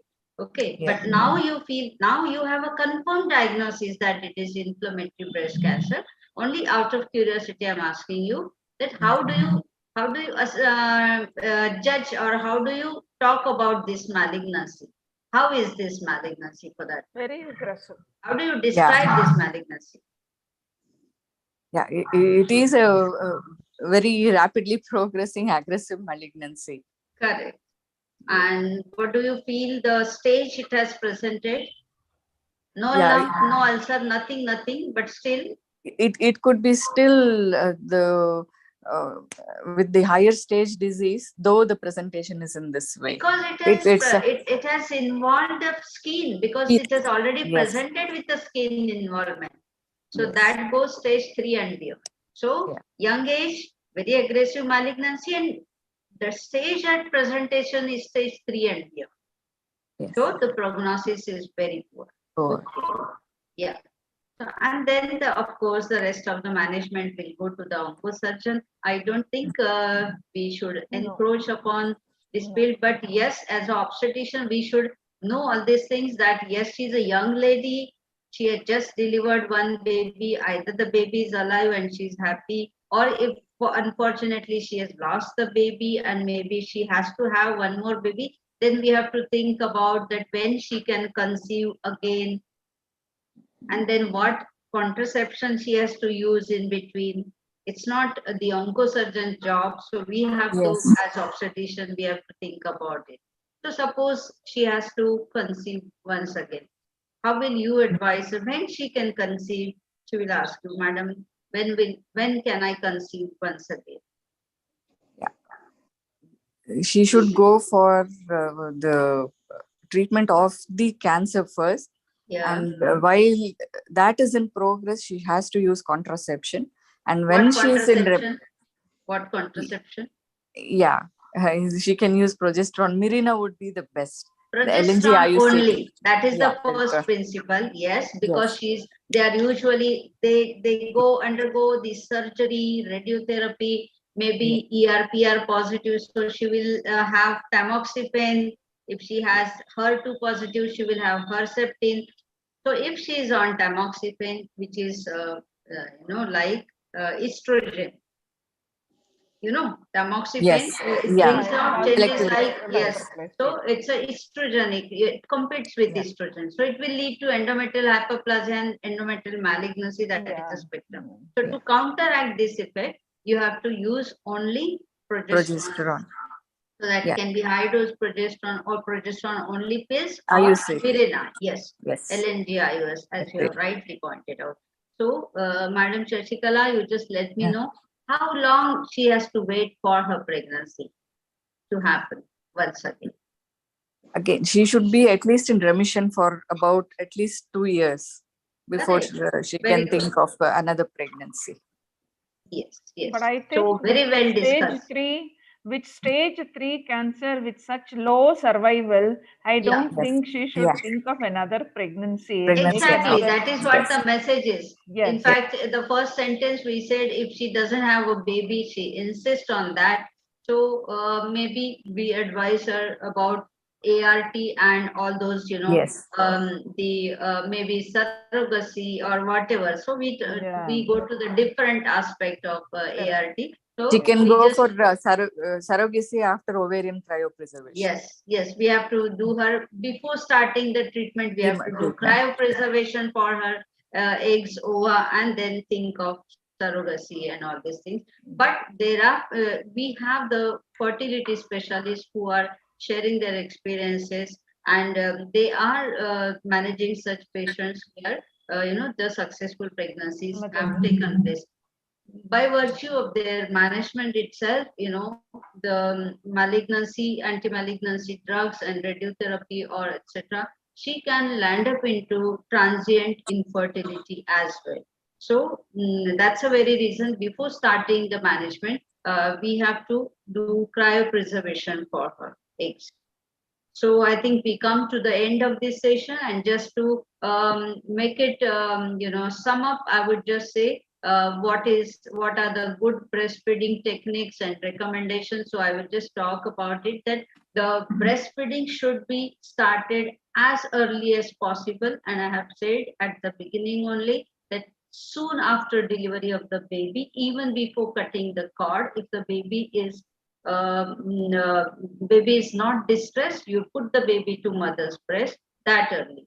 And then how frequently, as you have already discussed, Dr. Nagaratnamma, very frequently, maybe 8 to 12 times a day. It should be demand feeding for first few days at least, and then exclusive breastfeeding has to be continued for first 6 months of life, and the breastfeeding should be continued for 2 years and beyond with proper supplementation, that is complementary food after 6 months of life.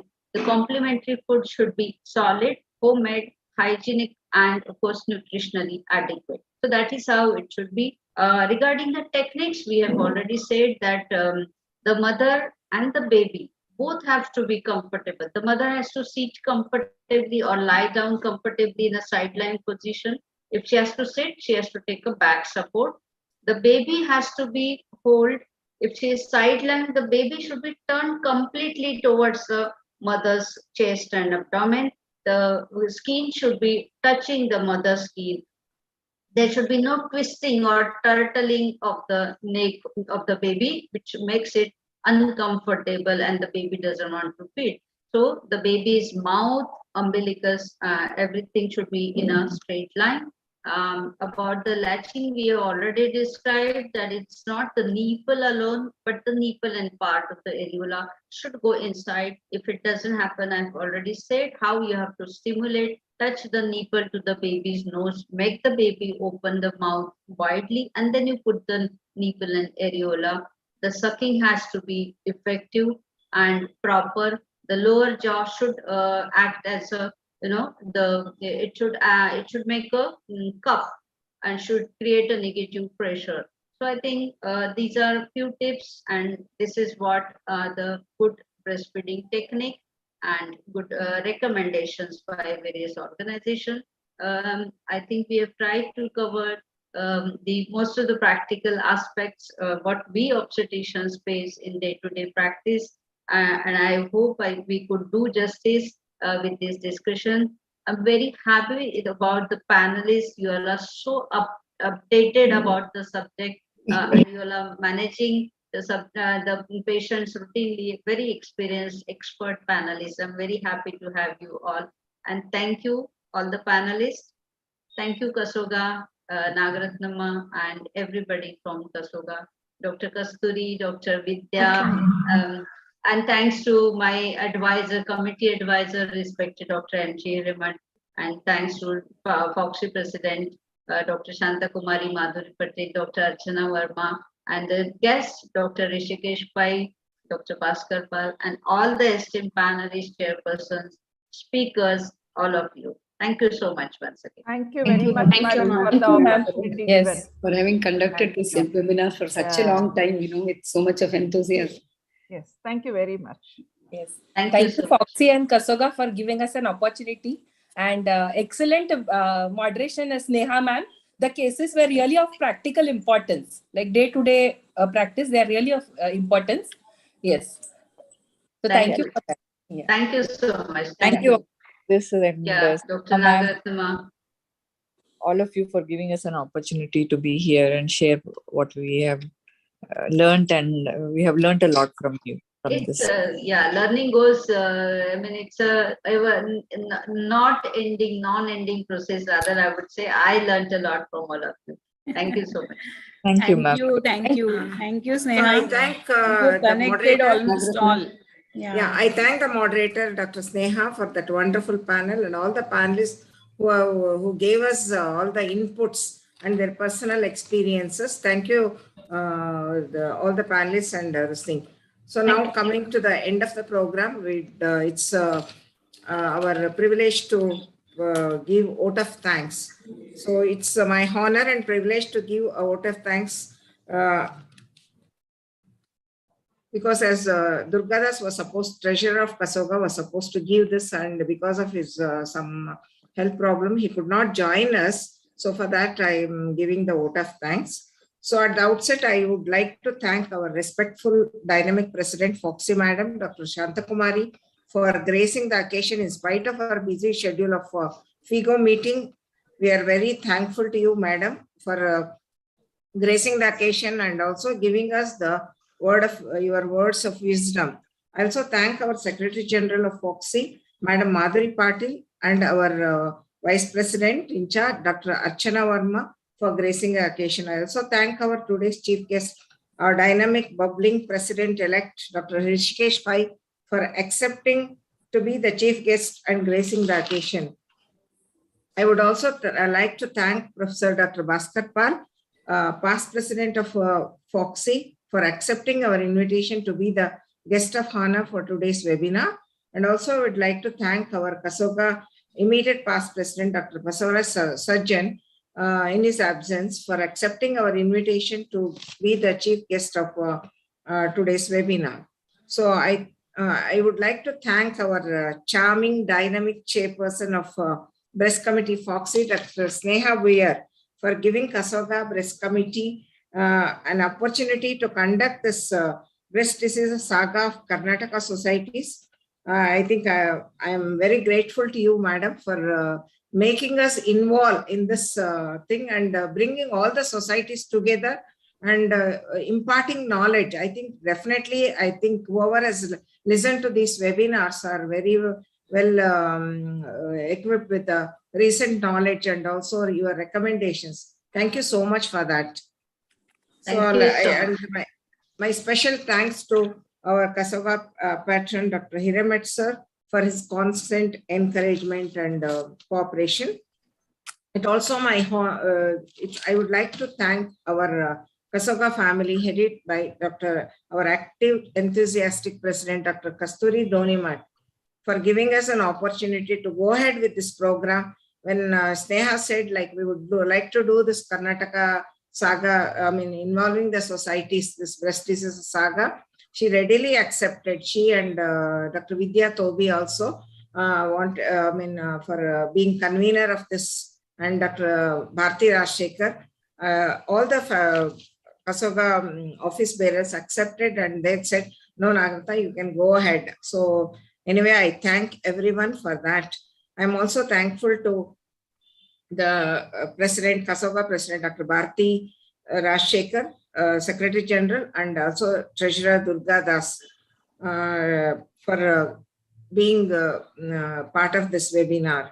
And I must thank special thanks to Bharti for in the last minute she accepted to be the Master of Ceremonies in the absence of Dr. Manjula, who is to do the Master of Ceremonies for all Ksoga societies. And I thank you, Bharti, for that thing. And also Madam Vidya Tobi for accepting to be the convener. And also she is going to be our president-elect of Ksoga. Next year she is going to take up. And also giving a talk. She readily came forward to give this talk on the 10 successful recommendations of BFMHI. And also I would like to thank all the EC members of Ksoga, both North and South Zone societies, for readily accepting and communicating with all the president secretaries of their societies to represent one or two faculty from their societies to get involved in this panel. I thank everyone, and also thank the president secretaries of all 21 Ksoga societies for sending a representative from their society members, and all the delegates for participating in this webinar and making it a grand success. And also I would like to thank our office secretary Arun for listening with all the whatever we want. So he provided us all the great numbers. job he has done actually. He has done really great job with a short notice. Actually, this was a very short notice, but still we could do it. I think that is very great. And also, I would like to thank our academic partner, Corona Remedies for being academic partner for this great webinar. So, and lastly, not the least, but all the delegates who joined for this webinar, and hope it was a very useful webinar to all of you. Anyway, the breastfeeding next week, I think the whole month will be a lot of further inputs we can get from all the societies, and national wise it's going to be celebrated, and there is a competition also for that poster and slogan competition. I have posted all those Google forms. You can forward. And that is there already. We have circulated all the societies. It has been circulated.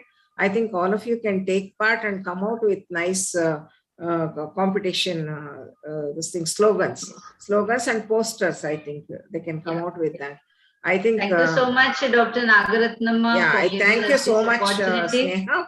Yeah, and I need all your blessings, and also she is going good to be wishes. She is going for my to vice presidential vice elections president as Vice President Fogsi. We request all the society this thing, because she is really great worker. I tell you, see the enormous work she has done on breast committee. I think she has done a lot of awareness program and brought out videos, and also she has done even media. This thing is publicity is too very well taken care, and she has also done a module for training of nurses and paramedicals in all languages. That's really great job. I think wish you all the best, Sneha. I think you should come forward and again make our Foxy much more academically. They should come up. All the best. All the best. Thank All you. the best. Thank you, dear Vidya. Thank you, everyone. Thank you. Bye-bye. Thank you, ma'am. Thank you. Good night, Thank all you of you. Thank you Good all night. for Thank you. cooperating and Thank to you. end up this late this thing we could Yeah. continue. But Good anyway, night. it got enriched with whatever we had, all the pitfalls, whatever the taboos. I think it's been taken off from this panel.